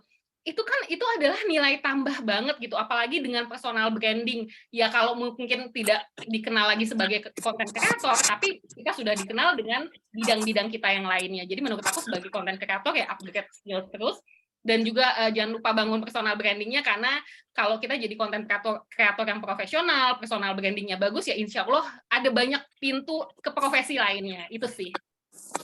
Wah, jadi jawabannya ada tadi di materinya Mbak Zata ya, untuk terus upgrade skill. Nah, lanjut nih Mbak, kita masuk ke pertanyaan ketiga. Ini, aduh, aku bingung sejujurnya pilihnya gimana, karena banyak banget. Ada dari Kak Julia, selamat malam Mbak Zata. Kalau kita punya banyak platform, apakah tema kontennya sebaiknya seragam atau dibuat berbeda-beda? Kalau seragam kan followernya cepat kenal, terus bisa juga jadi cepat bosan. Nah, kalau berbeda, sulit mencari tema yang nyambung. Bagusnya gimana ya? Oke, ini tergantung tujuannya sih sebenarnya. Kalau mau bangun branding untuk personal, ya kalau bisa memang setiap platform samain. Kayak misalnya nih aku di blog, aku membangun misalnya brand aku adalah sebagai seorang blogger lifestyle ya misalnya. Di Instagram juga memang sebaiknya begitu, atau di TikTok juga begitu. Tapi kalau tadi niatnya benar-benar mau cari cuan, yang aku bilang mau ternak akun, malah kalau bisa beda-beda gitu. Misalnya aku bikin akun info daerah, misalnya bikin akun info Depok nih, yang nanti harapannya adalah menghasilkan kerjasama dengan ya ada restoran di Depok baru buka, mau content placement di akun ini dan seterusnya. Nanti satu lagi akun DIY, karena aku suka banget DIY dan aku tahu gitu banyak ibu-ibu dan followers aku lainnya yang seneng banget dengan tips DIY, aku bikin gitu. Niatnya adalah untuk cari cuan gitu. Jadi balikin lagi ke niatnya, mau bangun personal branding gitu loh, atau mau bangun atau mau cari cuan ya. Kalau bisa dua-duanya juga nggak apa-apa. Jadi kalau mau bangun branding pastinya kalau bisa setiap platform justru harus seragam. Harus seragam itu nggak berarti kontennya sama loh. Malah it's a big no-no. Jangan sampai bikin konten buat Instagram yang tahu-tahu udah langsung ke post di Facebook. Terus udah gitu dari TikTok kita posting lagi di Reels gitu masih ada logo TikToknya ya kalau bisa. Kalau serius jangan mau ya. menghasilkan ya kalau bisa nggak. Oh, kayak jadi gitu. kalau posting di Instagram tuh better yang ada logo TikToknya tuh nggak? Jangan ya, Mbak Zata ya? Sebaiknya tidak, sebaiknya tidak gitu. Meskipun sebenarnya kontennya sama persis gitu kan, nggak apa-apa gitu. Tapi kalau bisa logo platform lain tidak ada di platform yang sedang kita pakai. Karena karakter tiap platform itu beda. Rasain deh, bedain kalau misalnya aku posting di Facebook sama posting di Instagram sama posting di Twitter itu nilai rasanya beda. Kayak misalnya aku pernah posting di lagi kesel gitu ya karena ada kejadian, aku postingnya di Twitter itu tidak mempengaruhi branding aku karena orang tuh kayak sudah sadar ya Twitter emang tempat nyampah gitu kan. Iya. Apalagi kasus yang aku lagi ingin misalnya ada ibu-ibu nggak dikasih duduk sama ada anak muda ya kayak semua orang juga sebel. Jadi aku sumpah serapah di Twitter juga nggak mempengaruhi branding. Tapi misalnya nih aku posting di Instagram, aku foto misalnya ya itu cowok yang tidak mau diri, nggak mau ngasih duduk ke ibu-ibu itu, aku posting di Instagram, aku kasih caption, itu bisa merusak branding karena ih Zata nyinyir ya ternyata gitu. Oh, Jadi I kalau see. bisa disesuaikan dengan karakter tiap platform. Jadi kadang-kadang kalau mau menuangkan sisi humanis, pindahnya ke Twitter ya, Mbak? Yes. Nah, lanjut nih, Mbak. Ada pertanyaan selanjutnya untuk Mbak Zata dan juga mungkin Mas Andi dari Kak Denis. Mas, mohon tipsnya dong supaya tulisan kita dilirik Dewan Juri. Apakah harus lengkap buat infografis, video, atau kalau hanya tulisan plus foto saja bisa lolos dilirik Dewan Juri? Terus yang kedua, boleh tahu nggak Mas, jika ada ribuan tulisan masuk, apakah juri membacanya semua atau hanya garis besarnya saja? Gitu. Mungkin ini lebih ke Mas Andi kali ya, Mbak ya? Oh, intinya kita kan juga ada waktu, yang pasti kita sebisa mungkin membaca semua maksimal mungkin. Jarang sekali kita ada yang di-miss. Karena itu kita bikin teman-teman baca aja prasyarat dan persyaratan di situ. Semua ada di situ kan. Minimal berapa karakter, minimal hashtagnya seperti jangan lupa apakah ada yang kelewat atau enggak. Sebenarnya kita maksudnya kalau masalah kita baca semua tentu kita usahakan dan kita upayakan. Tapi kan kita juga punya kita sekarang kan udah punya CMS namanya content management system. Jadi kita tinggal search by data udah insya Allah 100% tuh nggak bakal kelewat ya apa yang kurang. Kalau yang misalnya kurang hashtag ya tentu harus kita gugurkan kan karena kan itu salah satu mandatori yang kita perlu juga kita lakukan gitu. Asal teman-teman maksudnya rapi atau disiplin dari persyaratan itu aja. Jadi Pak pasti kita baca kok gitu. Nah, masalahnya udah nanti balik lagi udah ke kualitas dan pada dewan juri ya. Dewan juri kan juga ada 3 orang, minimal 3 orang atau maksimal orang. Jadi ada masalah subjektivitas dan objektivitasnya itu perangnya di situ. Tapi kan karena kita kenapa hasil ganjil kan karena dewan jurinya ganjil karena untuk mengurangi keberpihakan juga gitu. Pokoknya kita udah pikirkan macam dan itu baik-baik dan itu udah seadil-adilnya kok gitu. Kalau mau dipertanggungjawabkan atau didebat juga kita di Indiom juga siap aja kok gitu. Kalau misalnya ada yang nggak terima. Oke, terima kasih nih Mas Andi. Kita langsung mau ke pertanyaan selanjutnya ya Mas. Dari Imawan nih, ingin bertanya kepada Mbak Zata dan juga mungkin Mas Andi. Tadi kan sempat disinggung bahwa sukses menjadi content creator adalah konsisten. Namun nggak jarang kita kadang juga ada titik jenuhnya nih. Gimana ya Mbak Zata dan juga mungkin Mas Andi supaya kita bisa tetap semangat dan konsisten dalam membuat konten. Silakan, Mas Andi dulu boleh? Kalau masalah jenuh atau enggak, konsisten sih kayaknya semua bidang juga kita emang harus konsisten ya, karena kan selalu bakalan ada perubahan gitu. Nggak mungkin tulisan atau angle blog 2000 yang lagi atau sebuah topik yang heboh di 2017 kita bahas di 2023 dan bisa jadi dapat perhatian kan nggak mungkin juga menang kan. Kita juga maju terus kan. 2017 kita lagi ngomongin asik ngomongin mobil listrik, sekarang udah ngomongin ChatGPT, udah jauh gitu, udah beda aja jauh banget kan. Gitu. Udah nggak maksudnya udah nggak relevan. Jadi emang harus konsisten. Itu juga berlaku di semua bidang kok. Kita nggak cuma tulis-menulis, konten kreator, bahkan di bidang keuangan, di bidang inovasi semua juga harus konsisten dan terus maju aja sih gitu. kurang lebih seperti itu deh. Kalau masalah kalau kita lihat kalau kita ikutin lomba juga kalau ngomongin konten yang ada misalnya peserta kasih kita konten atau nawarkan konten seperti ini tapi udah nggak relevan ya tentu kita nggak akan pakai juga gitu karena kan kita butuh pembaruan juga dan butuh yang fresh dan ide-ide yang baru gitu loh. Kalau dari sisi brand seperti itu mungkin Kak Zata punya pandangan lain dari sisi Silakan, konten Kak kreator. Zata. Oke, ini aku kebetulan sambil baca di pertanyaannya Imawan ini mirip-mirip juga sama pertanyaannya Karunia Sambas. Nggak apa-apa ya, aku jawab sekalian dua ya, Iya, Nov ya. Karena kalian. tadi dari Imawan pertanyaan seperti itu, kemudian dari Karunia dia juga nanya aku membuat konten plan, gimana tipnya membuat konten plan untuk beberapa akun sekaligus ya. Jadi untuk menjawab, sebelum menjawab, aku izin mau ngangkat laptop kamera sebentar. Aku Enggak boleh ya? ngikutin loh, Mbak. Tunggu. Jadi mudah-mudahan kelihatan ya. Ini lagi tadi habis beres-beresin tanaman, mindahin ke sini, sorry. Mudah-mudahan kelihatan. Nah, jadi untuk beberapa akun, nggak apa-apa, aku aja yang pegang. Suamiku mau bantuin. Nah, jadi ini untuk menjawab Imawan dan Karunia.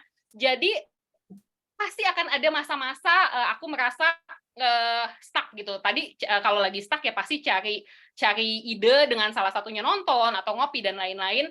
Kemudian biar tetap bisa konsisten ya itu tadi. Aku ngeluangin misalnya seminggu sekali aku brainstorming, aku kayak gini, aku bikin post-it kalau teman-teman lihat. Boleh tolong tanamannya diangkat nggak? Benar.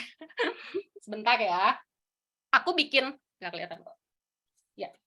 Aku bikin post-it misalnya nih tiap akun aku bikin misalnya untuk gini, aku ada akun Face Yoga Glow, aku tulis di situ di 1 minggu itu aku dapat ide misalnya oke, mau bikin konten tips misalnya tips untuk tetap segar di Lebaran misalnya apa bla bla bla aku bikin untuk 1 minggu ke depan.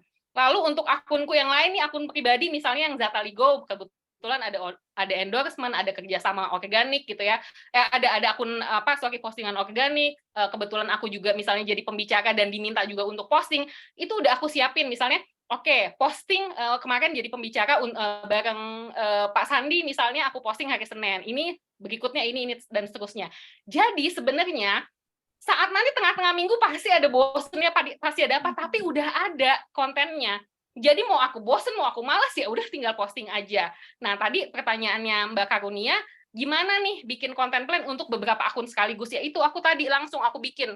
Untuk akun yang satu, aku bikin nih, aku brainstorming sendiri, bikin ini khusus misalnya untuk Face Yoga Glow, ini khusus untuk akun pribadi, ini khusus untuk akun yang mana, dan seterusnya gitu. Jadi kalau aku stuck, dan aku lagi kehabisan ide atau lagi ini ya udah tinggal nyontek ke situ gitu. Jadi balik lagi emang tetap harus menyiapkan waktu mau itu seminggu sekali atau sebulan sekali untuk duduk ngerencanain coret-coret. Kalau aku kebetulan pakai post-it tempel karena manusia pasti ya aduh idenya banyak apa tenang aja gue pasti inget kok. Tapi pada prakteknya besoknya belum tentu inget loh, 2 hari kemudian apalagi, seminggu kemudian apalagi gitu. Jadi mudah-mudahan itu tadi cerita aku itu menjawab Imawan dan juga Karunia ya. Kayaknya aku juga praktekin nih nanti Mbak Zata nih. Selesai dari ini, beli post-it langsung tulis dan tempel-tempel. Nah, kita masuk pertanyaan berikutnya nih ya Mbak. Dari Riansyah, halo Kak, izin bertanya, survei UNESCO menyatakan dari 1.000 orang Indonesia hanya 1 yang gemar membaca. Nah, apakah masih relevan nih menulis blog di zaman sekarang yang notabene orang-orang dijejali konten-konten visual yang merajalela? Apakah bisa dikatakan kini sudah saatnya para blogger beralih mengulik media visual? Mungkin bisa dijawab dari Mbak Zata dan juga Mas Andi nih sebagai perwakilan. Mas Andi silakan. Kalau kita sih ngikutin tren ya, maksudnya balik lagi perkembangan zaman emang nggak bisa kita bantah, dan Mbak Zata juga dari awal juga udah bilang kan jangan stuck di satu kalian aja. Kalau kembangin emang untuk dikembangin juga, toh pengembangan itu tetap kalau misalnya ada satu konten kreator yang menjago nulis, ide nulisnya bagus, kalau di convert ke media foto atau media video juga pasti akan ada ciri khasnya sendiri loh dari orang pribadi. Balik lagi kan mau tulisan, mau foto atau model, balik lagi kan esensi dari konten kreator kan sentuhan yang konten kreator sendiri itu loh. Maksudnya ciri khas kemanusiaan, bukan kemanusiaan apa ya, pokoknya ciri khas sendiri yang nggak ternilai tapi bisa kita raba gitu. Misalnya Kak Zata ahlinya, jagonya cerita tentang apa, kita bisa tahu nih bedanya Kak Zata sama Mbak Novi nih kalau lagi nulis nih atau lagi bikin video, lagi foto juga kelihatan tuh. Meskipun nggak bisa kita raba, nggak bisa kita itu, tapi ini mah kontennya Oh, jadi Mbak ada Zata ciri nih, Mbak khasnya Novi. ya? Ada ciri khasnya ya. Kalau kita liburan, kalau lagi kita lagi ngeliatin ya, kita lagi seleksi gitu. Oh ini mah emang Mas Boy banget nih, atau ini mah siapa banget nih. Contohnya seperti itu. Walaupun dia nulis, walaupun dia bikin video, walaupun bikin foto, balik lagi kok senjata keunggulan kita harus tetap kita pertahankan, tapi juga kita harus mempertahankan senjata lain untuk memperkuat dan nilai tambah kita juga gitu loh. Menurut saya ya dari si ngebrand, kalau kita lagi mau endorse orang gitu. Toh kalau misalnya emang jago blog, kita pasti pakai paket blognya, tapi kalau akhirnya ini blogger punya paket video, punya paket video kan pasti kita gas juga gitu loh kan, jadi nambah kan pundi-pundi gitu. Bener. Aku setuju banget sama Mas Andi, aku setuju banget. Jadi apa ya, menurut aku misalnya nih, kita sebagai blogger ya, Mbak Novi, menurut aku blogger itu adalah kalau ditanya akan hilang atau enggak peminatnya dan lain-lain, kalau menurut aku pribadi sih ya, namanya semua tren atau apapun ya ada naik turunnya lah, kadang-kadang kurang diminati, kadang-kadang dicari gitu. Intinya adalah ya sebenarnya blogger itu punya kemampuan yang luar biasa menurut aku, nggak cuma nulis tapi foto.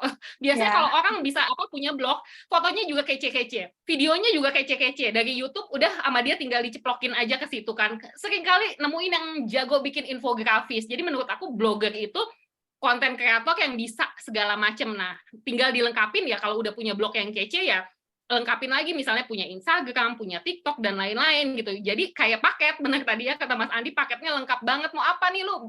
Kayak aku pribadi misalnya juga ada yang nanya, blog berapa kerja sama blog? Aku akan kasih, tapi aku biasanya kasih bonus. Nanti dapat bonus IG, dapat bonus ini, dapat bonus kan nyanyiin dari klien Mbak juga Zata. kan. Gitu. Jadi itu sama menurut aku blog itu masih sesuatu yang apa ya, yang akan lama ya menurut aku, karena kalau aku kebayang gini, misalnya kebetulan punya anak-anak yang sudah kuliah juga gitu, misalnya mereka lagi bikin karya tulis atau apa, mereka lagi nyari-nyari apa ya, lagi riset atau lagi mau memasukkan suatu sumber, aku kebayang sih kayaknya kemungkinan kecil dia akan misalnya nulis misalnya gini, dia nulis bla bla bla bla, iya menurut sumber yang saya dapat dari TikTok, bukan ini ya, enggak maksudnya bukan apa-apa, tapi dia bisa mengutip blog kayaknya lebih serius gitu daripada mengutip misalnya platform yang lain gitu sih. Kalau aku pribadi melihatnya seperti itu. Jadi kalau menurut aku sih ya buat para blogger tetap semangat sih karena masih lumayan nih kayaknya. Gitu. Nah, lagi pula kayaknya penelitian UNESCO juga insya Allah berubah tahun-tahun mendatang bahwa tingkat membaca juga perlahan-lahan makin meningkat ya Mbak Zata, karena aku juga di background pendidikan, jadi berharap juga akan ke sana kalau blogger terus lantas tingkat membaca rendah, jadi nggak semangat nulis kayaknya Iya. malah makin menurun. Nah lanjut nih Mbak Zata dari Kak Tanti Amelia. Untuk Mbak Zata dan juga Mas Andi mungkin bisa dikasih tipsnya nih karena menurutku menarik sekali. Kan sering kali nih saat lomba blog selesai dihelat, kita merasa tulisan kita yang udah totalitas tapi nggak menang. Dan pasti ditulis keputusan Dewan Juri tidak dapat diganggu-gugat. Seolah kayak dunia berubah jadi The Walking Dead. Apakah boleh diulas setelah pemenang diumumkan lalu diberikan poin menangnya di mana? Karena kalau kata Andre Sullivan bilang blogging is to writing what extreme sport are to athletics. Oke, aku ulang ya. Walau kayak Andre Sullivan bilang blogging is to writing what extreme sport are to athletics. Gimana nih? Karena ya kadang-kadang relate, kita udah berusaha maksimal nulis lomba blog, terus tiba-tiba nggak menang kayak dunia berakhir, Mbak. Gimana nih Mas mungkin? Andi nih yang harus jawab. Iya, susah juga ya. Tapi saya juga ngerti juga perasaan Mbak Tati waktu saya masih aktif di redaksional juga. Saya kan sering berlomba. Ya, saya juga sering merasa yakin, gue paling bagus nih, narasumber gue paling oke. Buka kasus juga ada kasusnya gitu. Tapi sering kalah juga ya balik lagi. Kadang-kadang itu ada, terutama ya di kalau pengalaman saya di lomba-lomba jurnalistik itu juga kadang-kadang kita nggak tahu siapa jurinya, nggak tahu siapanya. Tapi kadang-kadang, tapi ada pepatah kan dunia emang nggak adil, kita harus terima keadaan atau gimana. Itu buat saya ya sebagai kalau mbak udahlah emang itu kita mungkin juga belum belum rezekinya atau belum. Karena itu dari pengalaman saya dulu dari sini saya buka dari awal-awal persyaratannya selengkap mungkin, angle-nya selengkap mungkin apa, parameternya juga tahun ini juga biar mempermudah teman-teman juga saya bongkar dari awal juga.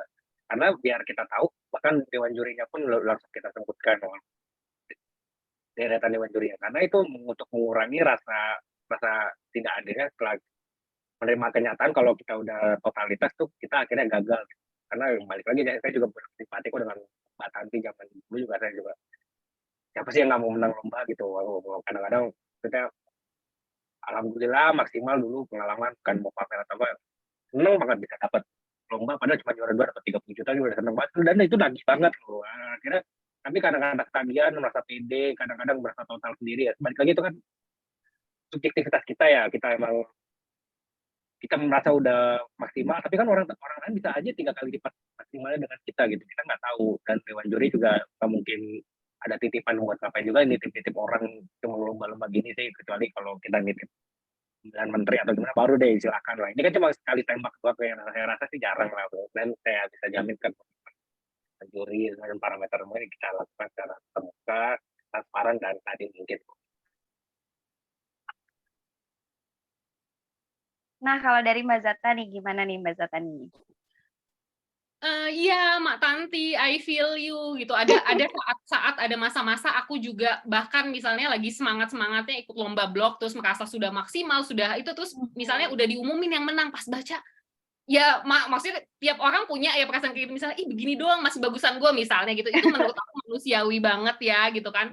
Tapi dan akhirnya abis itu kayak baper kemudian dalam berapa lama nggak ikutan lomba lagi atau apa ya pasti banyak beberapa dari kita mengalami ada masa-masa aku mengalami hal itu gitu tapi balik lagi tadi yang di awal aku bilang akhirnya aku belajar bahwa ya itu tadi udah pakai moto marry the process divorce the result itu enak banget gitu akhirnya kita tetap bisa maksimal gitu ikutan lomba blog apa segala macam skill kita nambah gitu tanpa nggak terlalu peduli banget mau menang alhamdulillah kalau nggak ya udahlah lus dada aja anggap aja pengalaman dan kalau aku boleh share kayak gitu ya menurut aku pribadi ya sama tadi kata Mas Ibnu bahwa ada hal-hal yang tidak bisa kita kontrol gitu jadi kita mengontrol apa yang kita bisa kontrol aja misalnya wah briefnya gini syaratnya ini udah ikutin aja maksimal aja karena itu yang bisa kita kontrol kita bisa maksimalin di situ sementara penilaian juri itu sesuatu yang nggak bisa kita kontrol karena akan selalu ada nggak cuma di lomba blog atau lomba-lomba lainnya ya di banyak ranah kehidupan akan ada yang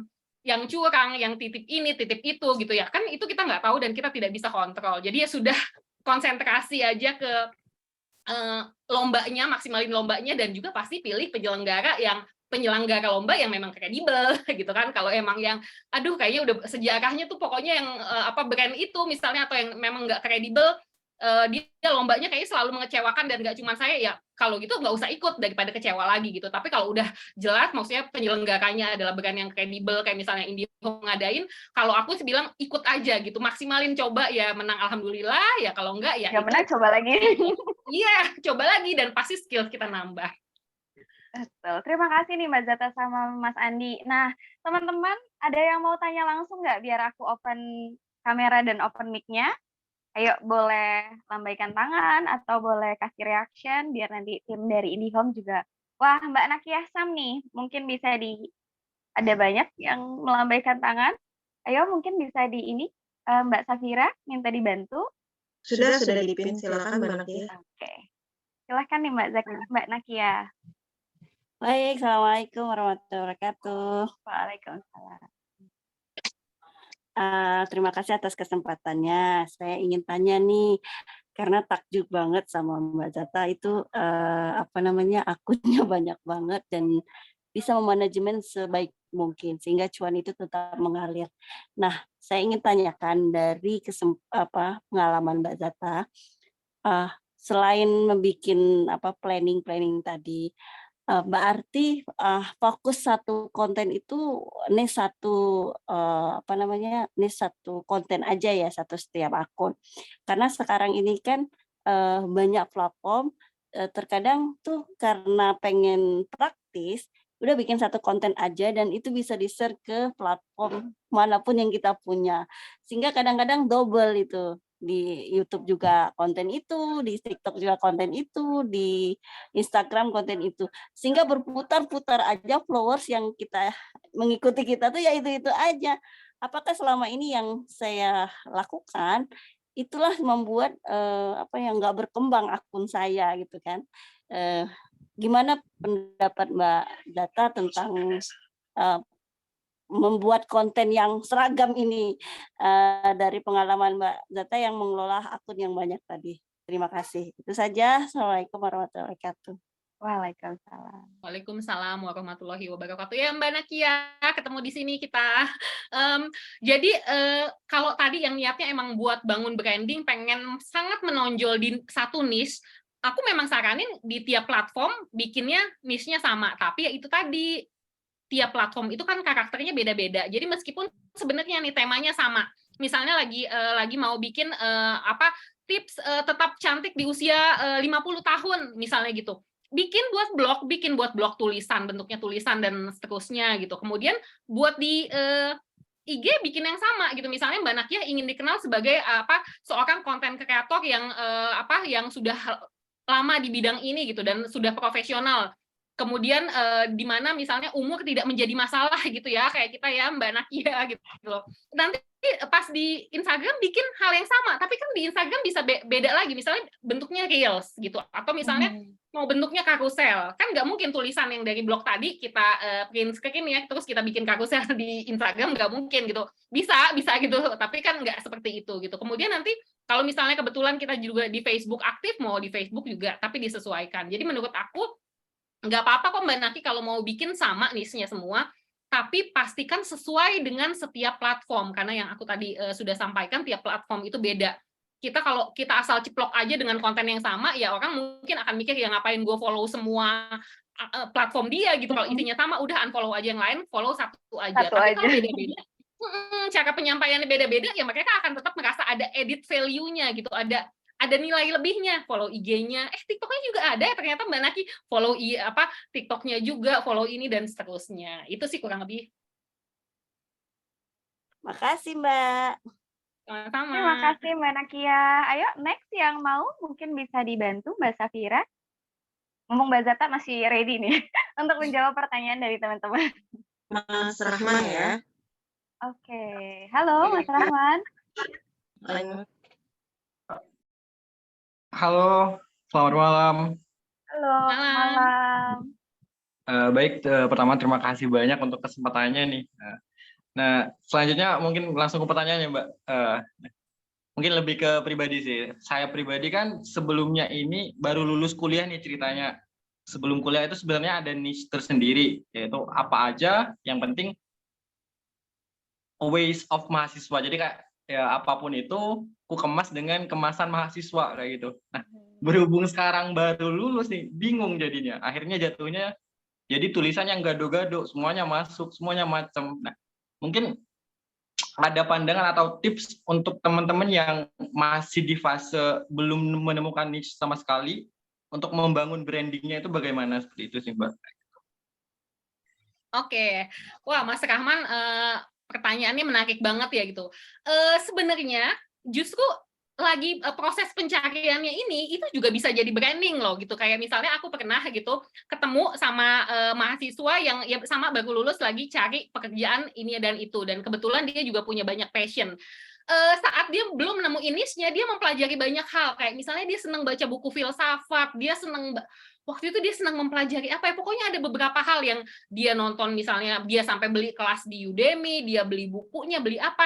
Nah, menurut aku itu juga bisa jadi brand. Jadi jadikan aja misalnya brandingnya adalah seorang anak muda yang emang lagi senang belajar. Misalnya nih, dia waktu itu baca buku yang apa ya, filosofi teras kalau nggak salah. Kemudian misalnya dia lagi sambil ngopi, dia foto bukunya, ada kopi apa segala macam, terus dia bikin summary tentang buku itu yang menarik banget. Jadi fotonya udah Instagramable, kemudian captionnya itu menarik, bahkan bikin orang jadi, gue juga pengen beli bukunya nih gitu. Kemudian pas dia lagi belajar apa dia share, nah itu kan juga branding gitu. Jadi menurut aku kalau saat ini situasi kamu lagi senang mempelajari hal baru, sedang mencari-cari, itu juga bisa jadi branding, bisa jadi sesuatu yang kamu bagikan ke orang. Jadi ilmunya tuh nggak berhenti di kamu, tapi juga kebagi ke banyak orang gitu. Jadi ya sebelum nemu, ya itu aja udah kamu bagi, udah bisa gitu, sambil mencari branding yang tepat buat kamu.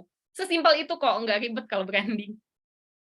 Jadi dalam proses pencarian dan kebingungan kita juga kita bisa share ya, bisa jadi Yes, konten ya, Mbak. bener banget.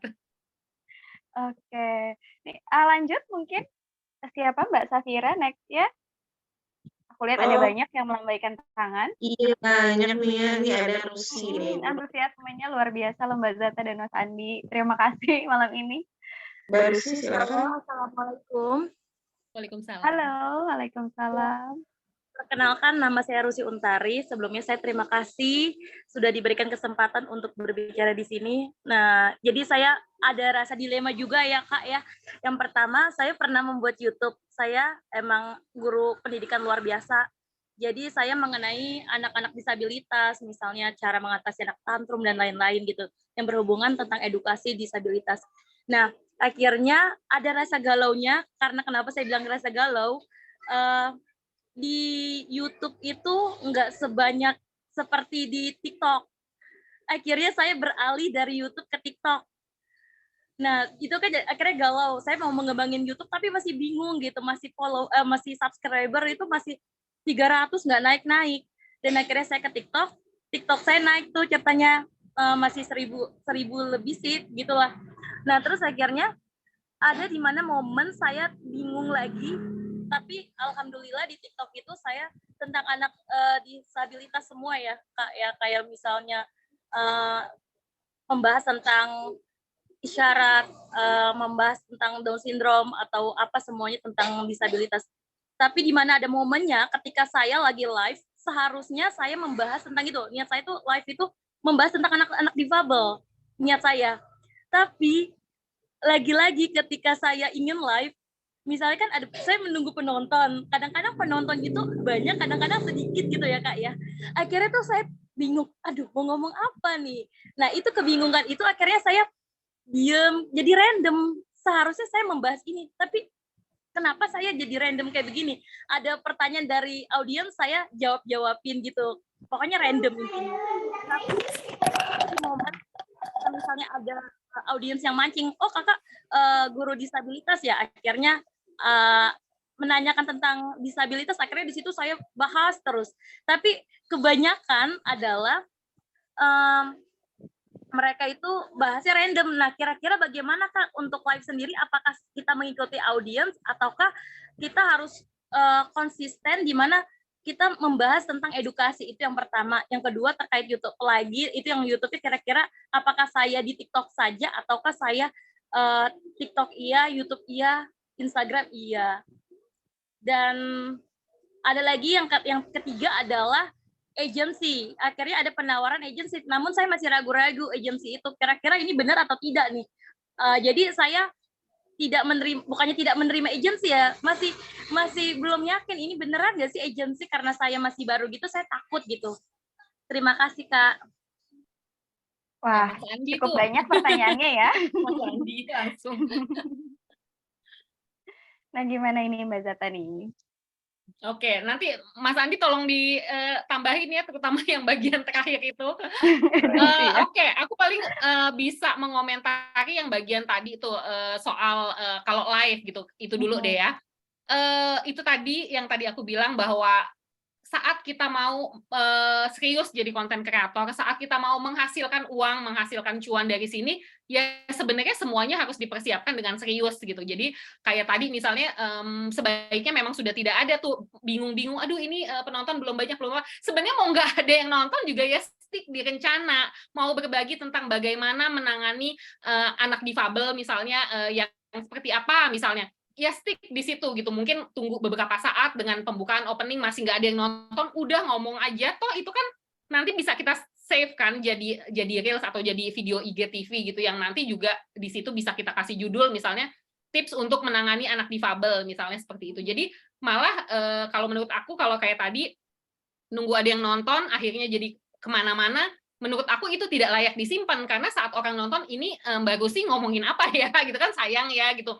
Sudah meluangkan waktu 30 menit misalnya untuk IG live gitu kan, kemudian nggak bisa disimpan, sayang banget. Jadi kalau menurut aku mau ada yang nonton mau ada yang enggak, ya itu tadi akhirnya ya kata-kata aku itu balik ke situ lagi, marry the process. Itu kan proses ya, kita bikin udah hasilnya mau ada yang nonton mau ada yang enggak ada yang nonton, ya lakukan saja sesuai rencana gitu, karena nggak ada juga sih yang langsung tiba-tiba langsung banyak. Tapi kebayang nggak misalnya Mbak Rusi secara teratur misalnya tadi bikin IG live udah seminggu sekali, kemudian orang ngelihat nih minggu kemarin Mbak Rusi bahas tentang difabel tertentu ya, kemudian minggu kedua misalnya tips bagi orang tua difabel misalnya untuk memilih sekolah anak, minggu ketiga ini lagi gini, lama-lama ada orang nggak sengaja mampir, dia ternyata setiap minggu teratur ya ngisi live dan isinya bagus-bagus, ya dari situlah pelan-pelan penontonnya akan ini. Jadi menurut aku nggak usah galau lagi ya, mau ngomongin apa udah, kalau udah siapin mau ngomongin tentang ini ya tentang itu, toh juga kan nanti ada judulnya di mana orang juga kalaupun nanya akhirnya kan dia akan berdasarkan dari judul tersebut gitu sih Mbak Rusi. Nah buat yang bagian agency dan milih mau yang mana tuh tadi mungkin Mas Andi bisa bantuin jawab. Jujur saya kurang nyimak gimana tadi agensi, soalnya agak putus-putus tadi di saya. Jadi tadi kakaknya masih galau nih, ada penawaran dari agensi tapi masih takut nih, mungkin takut ditipu atau yang lain-lain, gimana caranya, mungkin tipsnya dari Mas Andi. Tahu kalau agensinya ini beneran nggak sih? Terus penawaran dari agensi itu sebaiknya harus kita apain? Wah, kalau masalah agensi, kalau saya pribadi ya, balik lagi kayak saya sampaikan ke kata per awal juga, saya lebih suka direct. Kalau kayak agensi itu kan tahun ketiga atau tahun berapa saya kurang ya gimana, pas ada miss-nya lah, udah komisi nambah ada miss message lagi kan, kadang-kadang agensi juga tapi nggak semua agensi juga jahat. Maksudnya ini kan kita ngomongin yang resiko ya. Nah, baiknya sih Mbak Rusi juga background check lah, maksudnya agensi itu kan juga bisa dilihat kan, ini udah lama namanya terkenal atau enggak. Nggak apa-apa kalau misalnya disuruh ngambil keputusan, nggak apa-apa, ambil aja waktu seminggu buat mikir-mikir, upayakanlah cari background check-nya tuh agensi itu seperti apa atau gimana. Balik lagi kalau ada agensi yang baik, emang maksudnya agensi yang positif pasti membantu kita dari para content creator, jadi punya wadah, dikasih apa komunikasi dikasih Peluang akses ya. mudah ke brand gitu cepat gitu. Tapi kan balik lagi ada juga agensi yang kadang-kadang cuma mau butuh orang doang terus dia yang ngatur konten kita. Itu kan balik lagi tuh pribadi konten creator sama agent terhadap nemuin agensi seperti itu kan seperti apa, balik lagi kan seperti itu. Nah, balik lagi pada kesepakatannya ya Mas Andi ya. Ya, karena itu saya setuju sama Kak Data juga. Kalau misalnya Mbak Rusti emang tertarik banget ngebahas soal difabel, udah banyakin aja konten dulu. Nah, maksudnya prosesnya itu kan jarang lah, maksudnya konten kreator yang viewersnya jutaan, ratusan ribu atau berapa kan jarang juga yang cuma 5 konten langsung terkenal. Tapi kan banyak juga dari mereka yang berpayah-payah 600 video dulu baru terkenal gitu loh. Maksudnya konsisten aja dulu gitu. Toh dari punya karakter sendiri dari peminatan baru sih dari difabel sendiri kan juga bisa menyebar kemana-mana tuh, bisa dikembangin kemana-mana, nggak cuma sekedar identifikasi penyakit lah, cerita gimana lah, kan juga bisa jadi ke penanggulangannya lah atau pencegahan lah, kan nanti bisa kemana-mana. Asal dengan punya, akhirnya kan harusnya jadi punya karakteristik sendiri gitu. Masalah tentang bagaimana medianya atau mau YouTube atau mau itu balik lagi ke kecepatan kita sense of crisis kita loh, kita harus cepat membangun diri ke adaptasi kemana gitu. Itu balik lagi kayak seperti pertanyaan tadi Mas Rahman ya yang soal muda-muda gitu lah, dengan rasa gamang itu kan juga sebenarnya bisa jadi karakter sendiri ya, karakter sendiri. Aduh, gue bingung nih mau milih apa, jadi dengan anak muda kan lagi bingung, krisis hilang arah atau gimana tapi pede ya, itu kan bisa jadi ciri khas sendiri ya, artinya bisa dibangun sendiri, bisa jadi personal branding sebenarnya. Jadi jangan masalah, yang penting konsisten aja deh gitu. Yang balik lagi kita kan kalau misalnya mau di brand juga pasti ngelihat portfolio gitu loh. Nggak mungkin yang misalnya 10 konten tapi misalnya followersnya jutaan, kita juga nggak bakal percaya ini mah beli atau gimana gitu, kita percaya gitu. Tapi dengan yang dibandingin yang followersnya misalnya 10.000 tapi udah 6 tahun berkarir, kita lebih percaya itu gitu. Nggak masalah gitu sebenarnya. Oh, kalau kita konten sedikit, followers engagement banyak tapi nggak organik kan juga boncos sendiri kan, maksudnya nggak bakal bisa ngurangin modal kita gitu loh, nggak bisa nutup modal kita gitu. Makanya sih semuanya konsisten aja sih bener. Kalau dari saya ya, soalnya kita ngeliatnya juga pasti kita ngeliat cek videonya, ini orang gimana sih seperti ini gitu. Dari dulu bikin apa gitu kan. Kalau masalah nanti hilang arah atau ganti arah ya misalnya dari misalnya dari, dari difabel jadi ke dokter anak juga kan itu jadi udah biasa. harusin ilmunya bertambah kan, apa karakteristiknya bertambah gitu loh. Atau misalnya Mas Rahman dari ngomongin apa tiba-tiba jadi dewasa kan, jadi dia punya cara nih brand ini ternyata target marketnya tuh anak muda, gue bisa, tenang aja kalau gue bisa kok bikinin konten yang anak muda banget, tenang aja gitu, anak yang dewasa juga dia bisa gitu. Sebenarnya jadi ini konsisten aja sih, sabar aja gitu, prosesnya emang butuh prosesnya segala hal juga kalau bisa gitu. Nah, berarti kuncinya adalah konsisten ya Mas Andi ya. Mungkin juga aku mau tambahin sedikit nih buat kakaknya, tadi kan masih bingung, tadinya mengembangkan YouTube, terus sekarang jadi lebih ke IG, sebenarnya bisa loh konten-konten IG, aku juga ada yang kasih tips nih dari Mas Hilman, konten-konten IG atau konten-konten TikTok yang bentuknya potret, durasinya cuma 1 menit, itu sebetulnya bisa kita upload di YouTube Short, itu juga penontonnya luar biasa loh, aku juga sering melakukannya. Konten IG-ku atau TikTok-ku juga aku upload di YouTube Short. Sebenarnya tujuannya untuk mengisi aja, tapi ternyata penontonnya juga lumayan, yang like, yang komen. Nah, ini juga mungkin bisa jadi tips, jadi biar kontennya nggak sia-sia, bisa diupload ke berbagai platform. Tapi hindari mirroring ya, kayak ada logonya, itu tadi tips dari Mbak Zata. Nah, lanjut mungkin ada pertanyaan selanjutnya yang siap on cam dan nanya langsung ke Mas Andi dan Mbak Zata. Oh, ada Mbak Denis ya? Hai. Oh, Mbak Denis. Hai. Udah lama kita nggak ketemu nih. Mau banget ya. Hai Kak Jata, aku mau tanya dong. Ini penasaran banget nih. Kak Jata, aku mau bertanya nih. Untuk kita nih yang usianya udah 40 plusnya nggak tahu berapa ya. Aku tuh penasaran banget gimana sih caranya kita untuk membangun diri kita itu supaya branding ya, personal branding gitu. Mengingat di usia 40 bingung juga, suka kalah saing sama yang usia 30-an gitu. Mau buat misalnya kebetulan saya punya Instagram memang campur-campur. Mau buat kosmetik kalah sama yang muda, mau buat yang travel kalah sama yang muda.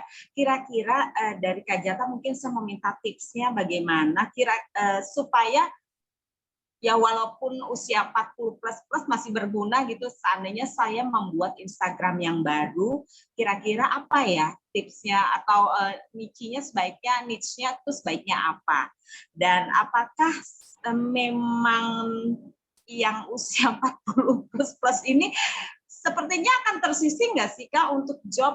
Aku sering gigit jari loh kalau mau masukin gile usia yang diminta 30.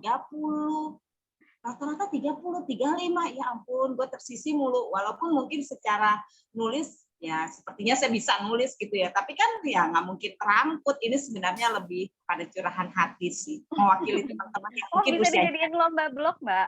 Mbak Denis bisa dijadiin inspirasi lomba blog. Iya, benar-benar. Mohon tipsnya Kak Jata. Terima kasih. Oke, wah Mbak Denis pas banget ya kita ngobrol malam hari ini. Jadi untuk menjawab pertanyaannya Mbak Denis, aku izin cerita pengalaman pribadi aku juga gitu. Jadi ini relate banget gitu. Jadi beberapa tahun yang lalu kebetulan aku pernah bekerja di sebuah law firm asing ya. Kemudian karena memang pengen lebih banyak sama anak-anak dan memang passion aku di ngeblog dan bikin konten, aku memutuskan untuk resign, tapi ya saat resign juga pengen ya tetap punya penghasilan tambahan, tetap pengen cari cuan gitu buat jajan, beli lipstik ya atau ngopi gitu. Aku memutuskan resign, tapi waktu itu aku mikir apa ya penghasilan tambahan yang bisa dihasilkan dari rumah, nggak banyak keluar rumah gitu kan. Sementara ninggalin law firm asing yang gajinya lumayan banget itu juga bikin deg-degan waktu itu. Nah akhirnya aku memutuskan karena memang udah blogging lama, cuman belum dimonetize waktu itu, aku memutuskan oh iya udah gue cari cuan aja nih dari blogging gitu kan.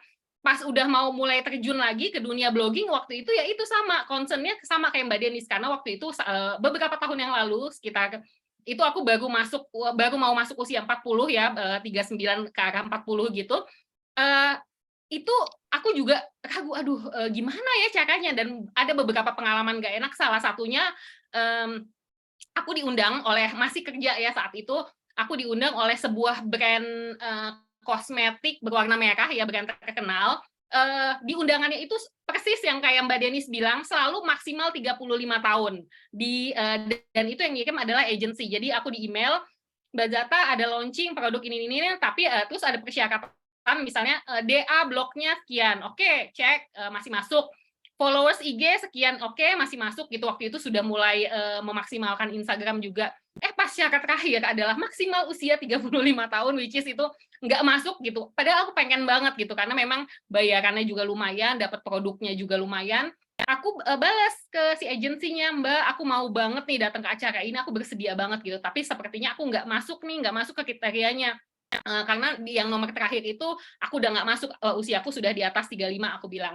Nah, ya kebetulan waktu itu pengalamannya bagus gitu. Jadi agensinya ngasih tahu ke brand, dan brand balik lagi ke agensi, iya nggak apa-apa, kalau khusus untuk Mbak Zata boleh gitu. Nah, itu memang lagi beruntung. Aku waktu itu lagi beruntung. Oke, singkat cerita, aku datang ke acara itu gitu loh. Di sana aku sangat tidak nyaman gitu, karena pesertanya kebanyakan adalah beauty blogger yang masih unyu-unyu gitu loh, beauty vlogger, beauty instagramer yang aduh ya ampun ya, cantik-cantik banget, cakep-cakep banget gitu.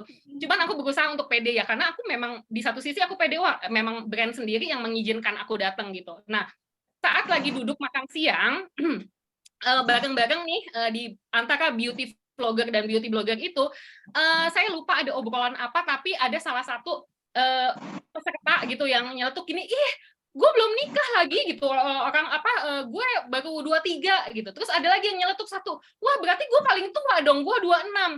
Nah itu lagi asik banget, dan mereka juga asik ke aku gitu ya, kita ngobrol-ngobrol gitu. Terus aku kan kaget, aku terus nyeletuk gini, ya ampun 26 aja udah merasa tua, gimana gue yang 40 gitu kan, aku ngomong gitu. Tahu-tahu zing, mereka diem terus ngeliat ke aku, dan ada satu pertanyaan dari yang tadi yang pertama yang bilang belum nikah umur 23 gitu.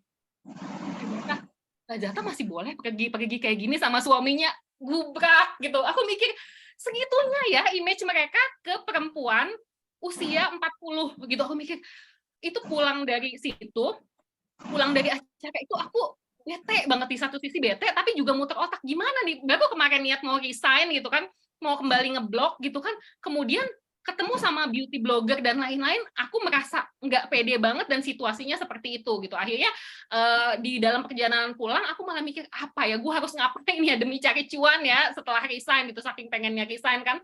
Ya akhirnya malah aku menemukan bahwa ya udah, yang sebelumnya aku pikir sebagai kelemahan ya, Mbak Denis, tadi ke 40-anan aku itu adalah kelemahan karena selalu kan maksimal 35. Aku mikir gimana caranya itu gue jadiin kelebihan. Nah dari situ aku mulai bikin tulisan tuh, kalau lihat blog aku mungkin 5 tahun yang lalu, itu banyak banget tips olahraga di usia 40-an, kayak misalnya gitu. Misalnya tips cantik dengan bla bla bla di usia 40-an. Terus di Instagram aku pakai hashtag 40s and fab. Aku sering banget 40s and fit dan segala macam gitu. Ternyata dari situ menurut aku cukup cepat ya, 2 bulan, 3 bulan aku konsisten posting seperti itu. Justru penawaran-penawaran dari brand-brand yang menurut aku sebelumnya di luar jangkauan, mereka malah memang sih brand anti aging, tapi tetap aja misalnya kan yang mereknya dari luar negeri gitu mendekati aku, ngajak kerja sama, dan yang jumlahnya wow, ini mah oke banget. Gitu ya, dari situ sebenarnya. Dan kalau terus sekarang lanjut ke aku juga punya platform yang @face yoga glow, di mana itu juga menjadi salah satu penghasilan utama aku saat ini. Itu dari situ Mbak Denis. Jadi aduh, dirimu punya begitu banyak yang bisa digali dengan ketuaan kita ya Mbak Denis gitu. Jadi menurut aku dicari aja, banyak banget kelebihannya Mbak Denis yang nanti tinggal ditambahin, oh gue umur segini jago nulis gini, emang udah usia segini tapi gue begini misalnya kayak gitu. Jadi justru dibalik gimana caranya sesuatu yang mungkin awalnya kita anggap kelemahan, kita ubah jadi suatu kelebihan. Tapi ya itu intinya konsistensi. Bikin aja konsepnya. Oh, pengen branding ini, postingannya nanti selama 2 bulan ke depan mau posting ini, nanti berasa kok, nanti berasa bahwa nanti brandingnya juga akan disesuaikan gitu, Mbak Deni. Semangat ya. Bisa jadi kekurangan kita, bisa jadi sumber cuan juga nih ya Mbak Zata ya, karena sebenarnya kan banyak yang betul. merasakan kegelisahan yang sama gitu. Mbak Denis bisa jadi inspirasi untuk menulis lomba blog loh. Dan juga Nah, ya betul Instagram, tuh, tulis tweet, sekarang. atau video. Benar. Karena biasanya inspirasi datang juga dari kegelisahan kita kan ya Mbak Zata ya. Yes, betul. Wah, bener banget. Jadi biar storytelling-nya tuh makin berasa gitu. Oke, ada pertanyaan selanjutnya dari siapa nih yang mau langsung bertanya ke Mbak Zata dan Mas Andi. Ini last question, udah di reminder katanya last question. Oke, Mbak Ica, silakan Mbak Ica. Mbak Ica, silahkan. Halo, selamat malam. Selamat malam, Mbak Iya, Ica. Ica dari Bandung. Saya mau tanya untuk mungkin kedua-duanya ya. Saya kan kebetulan untuk saat ini kebanyakan sering posting di tempat sosial media yang untuk jualan aja. Dan di situ tuh emang rata-rata hanya untuk jualan, tidak dengan kayak edukasi ataupun yang lainnya. Apakah perlu dimasukkan untuk edukasinya? Karena kan kebetulan untuk saya sendiri jualan di bidang fashion ya Mbak ya. Nah untuk di bidang fashion ini itu ya udah kalau misalkan jualan ya jualan aja, baju aja, misalnya sana aja, tanpa menginformasikan bahwa oh ternyata warna ini bagus loh, nggak ada seperti itunya gitu. Makin kesini pendapatannya itu makin nggak bagus gitu. Apakah perlu dimasukkan untuk warna yang cocok untuk kulit ini apa? Apakah harus seperti itu atau enggak? Selanjutnya. Oh iya, satu lagi. Karena untuk personal Instagram saya juga kan di private, sama sekali teman-teman yang temenan sama saya di Instagram real saya itu nggak tahu kalau saya jualan. Apakah perlu saya informasikan di situ juga untuk brand-brand saya atau kayak gimana Mbak? Terima kasih.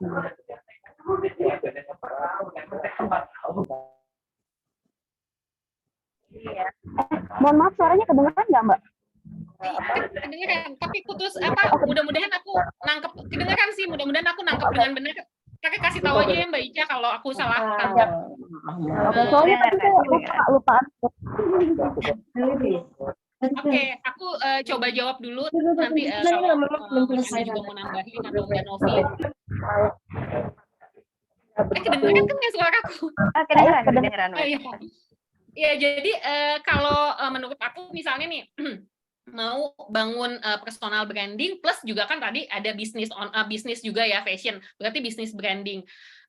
Kalau masukan dari aku sih mungkin sebaiknya bisa nih barengan dua-duanya. Jadi mungkin akun pribadinya sudah boleh untuk dibuka, tidak private gitu, karena saat memutuskan bangun personal branding ya artinya memang kita membuka personal kita kepada orang lain, ya tetap kok dengan batasan-batasan yang kita punya, tenang aja, nggak berarti semuanya dibuka gitu. Nah, tadi menarik banget, sebenarnya Mbak Ica sudah tahu loh jawabannya dengan tadi, apakah saya harus bikin konten edukasi, konten tips, itu udah jawaban banget sebenarnya, udah tahu nih. Jadi menurut aku, bisnis fashion, apalagi memang misalnya saat ini merasa lagi agak menurun, itu keren banget kalau dikasih misalnya konten-konten bentuknya real, tips misalnya mix and match, aduh itu menurut aku keren banget. Apa misalnya pemilihan warna, kebetulan aku di Branding You itu aku ada 4 orang timnya, salah satunya ada Kak Oya, dia itu sertifikasi wow color dari luar, di mana yang aku juga amazed gitu saat belajar color, oh segitunya ya gitu. Nah coba Mbak Ica bisa cari tahu apa segala macam itu dimasukin ke kontennya, misalnya oh buat yang tadi misalnya yang kulitnya warnanya seperti ini cocoknya pakai beberapa warna ini, bahkan kalau bisa dibikin reels, dibikin ada model atau Mbak Ica sendiri yang misalnya padu padan gitu. Menurut aku itu bakal kece banget, karena kalau aku pribadi aku jarang follow akun online shop cuma aku tandain, tapi kalau ada edit value-nya, misalnya online shop-nya itu misalnya jualan alat rumah tangga, tapi dia sering banget nih, misalnya ini alat makan, tapi dia sering ngasih resep, ngasih tips, misalnya bagaimana menyimpan bawang biar nggak cepet busuk, bla bla bla. Aku pasti follow, karena menurut aku ada nilai lebihnya. Tapi kalau cuma isinya jualan, ya aku tandain doang tuh, aku save, Karena aku mikir, oh kapan-kapan pengen beli ya tinggal aku cari nih di save yang aku save gitu. Aku nggak akan bother untuk follow. Tapi kalau misalnya ada tips kayak tadi, itu menurut aku orang bakal follow. Gitu sih Mbak Ica. Mas Andi mungkin bisa menambahkan? Enggak, bukan bidang kita itu. E-commerce bukan bidang kita. Oke, menarik banget nih e-talks kita hari ini. Kayaknya, aduh pertanyaannya juga nggak berhenti-berhenti masuk. Aku mau terima kasih banyak sama Mbak Ica, pertanyaannya juga luar biasa, nambah insight juga nih buat aku nih. Terima kasih Terima kasih juga nih untuk jawabannya. Terima kasih untuk Mbak Zata, Mas Andi. Sebelum mengakhiri e-talks kita hari ini, aku mau reminder juga untuk teman-teman, jangan lupa share keseruan e-talks kita hari ini di Instagram feed teman-teman, karena akan ada giveaway saldo e-money senilai masing-masing Rp100.000 untuk 4 orang pemenang. Kemudian juga nanti akan dipilih nih 3 penanya terbaik masing-masing dari Mas Andi 3 dan juga Mbak Zata 3. Kira-kira sudah ada belum Mbak Zata atau nanti mau diumumkan? Oke, aku WhatsApp ke Mbak Novi ya, Mbak Novi yang membaca. Takutnya kita WhatsAppan aja apa gimana? Takutnya nanti double. Atau aku sebutin nanti Mas Andi memilih yang nama tidak aku sebutkan, gitu aja. Boleh. Oke. Aku tadi sudah mencatat beberapa nama, aku akan sebut 3 sebentar. Aku sudah pasti yang masih ada di sini, Mbak Ica, yang pertama. Kedua, Mbak Rusi. Ketiga, Imawan. Jadi selamat Ica, Rusi, untuk Imawan. Mbak Rusi, Ica, dan Imawan ya. Nanti boleh kontak aku bisa via DM atau nanti via WhatsApp. Dan dari Mas Andi nih 3 pertanyaan terbaik, 3 penanya terbaik, kira-kira siapa nih? Saya mohon maaf, pulpen nggak ada deh, jadi saya ingat-ingat pertanyaannya aja ya. Waktu yang nanya blogger tulisan bakalan hilang tuh, jangan khawatir, pasti ada terus tuh, siapa tuh. Oke, boleh dibantu Mbak Safira? Mbak Tanti ya, benar nggak? Mbak Tanti ya? Coba sambil kulihat ya. Kayaknya tadi ada, Mbak Andi bukannya? Ya Mbak Andi. Mbak Andi ya? Kemudian siapa lagi nih? Mas Rahman aja deh yang lagi tersesat. Kita harus kasih kita biar semangat. Biar semangat ya. Satu lagi? Sama ada, saya ingat tadi tuh.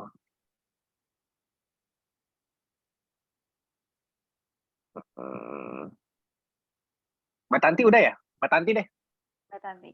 Jadi selamat untuk Mbak Tanti, kemudian Mas Rahman, Mbak Andi, kemudian Lucy, penjurian, Imawan, dan juga Mbak Ica. Nanti bisa japri aku atau nanti kita kontak bisa sertakan datanya juga di kolom chat, mungkin nanti biar aku hubungi. Nah, sebelum mengakhiri e-talks kita hari ini, aku juga mau ajak teman-teman untuk ikutan lomba IndiHome pastinya, karena hadiahnya senilai Rp165 juta. Ada lomba tulisan, lomba foto, dan juga lomba video. So, mulai dari sekarang bisa create kontennya, karena udah dapet tips dan trik menariknya kan dari Mbak Andi dan juga Mbak Zata. Mas Andi, kita foto bareng dulu yuk, Mas Andi dan Mbak Zata.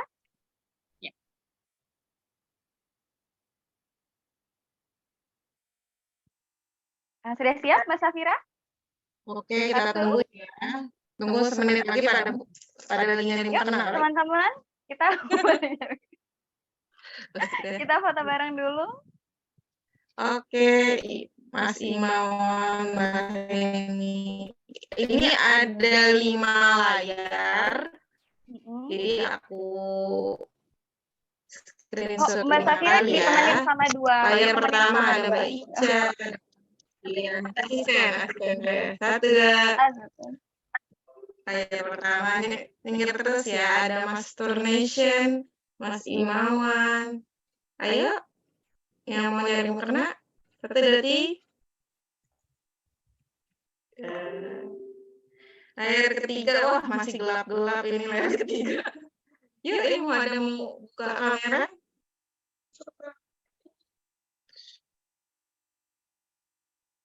Layar keempat, ini ada Mbak Windy, Mbak Nunung, 3. Oke, udah 4 layarnya Mbak. Oke, terima kasih teman-teman semua. Terima kasih juga Mbak Zata dan Mas Andi. Pemenang penanya terbaik nanti bisa hubungi aku atau nanti aku hubungi. Kita sudah pegang datanya ya. Terima kasih Mas Andi dan Mbak Zata dan teman-teman semua. Jangan lupa untuk ikutan lomba IndiHome ya dan share keseruan e-talk kita hari ini di IG Feed masing-masing. Aku Novitania dan teman-teman tim IndiHome juga mengucapkan terima kasih. Oke. Mbak Safira ada yang mau disampaikan? Mas Andi. Mbak Terima Novi, kasih, mohon maaf lahir batin ya Mbak semuanya. Zata, makasih banyak. sama-sama.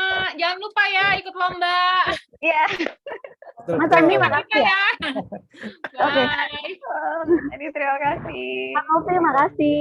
Terima kasih semuanya. Assalamualaikum. Waalaikumsalam warahmatullahi wabarakatuh.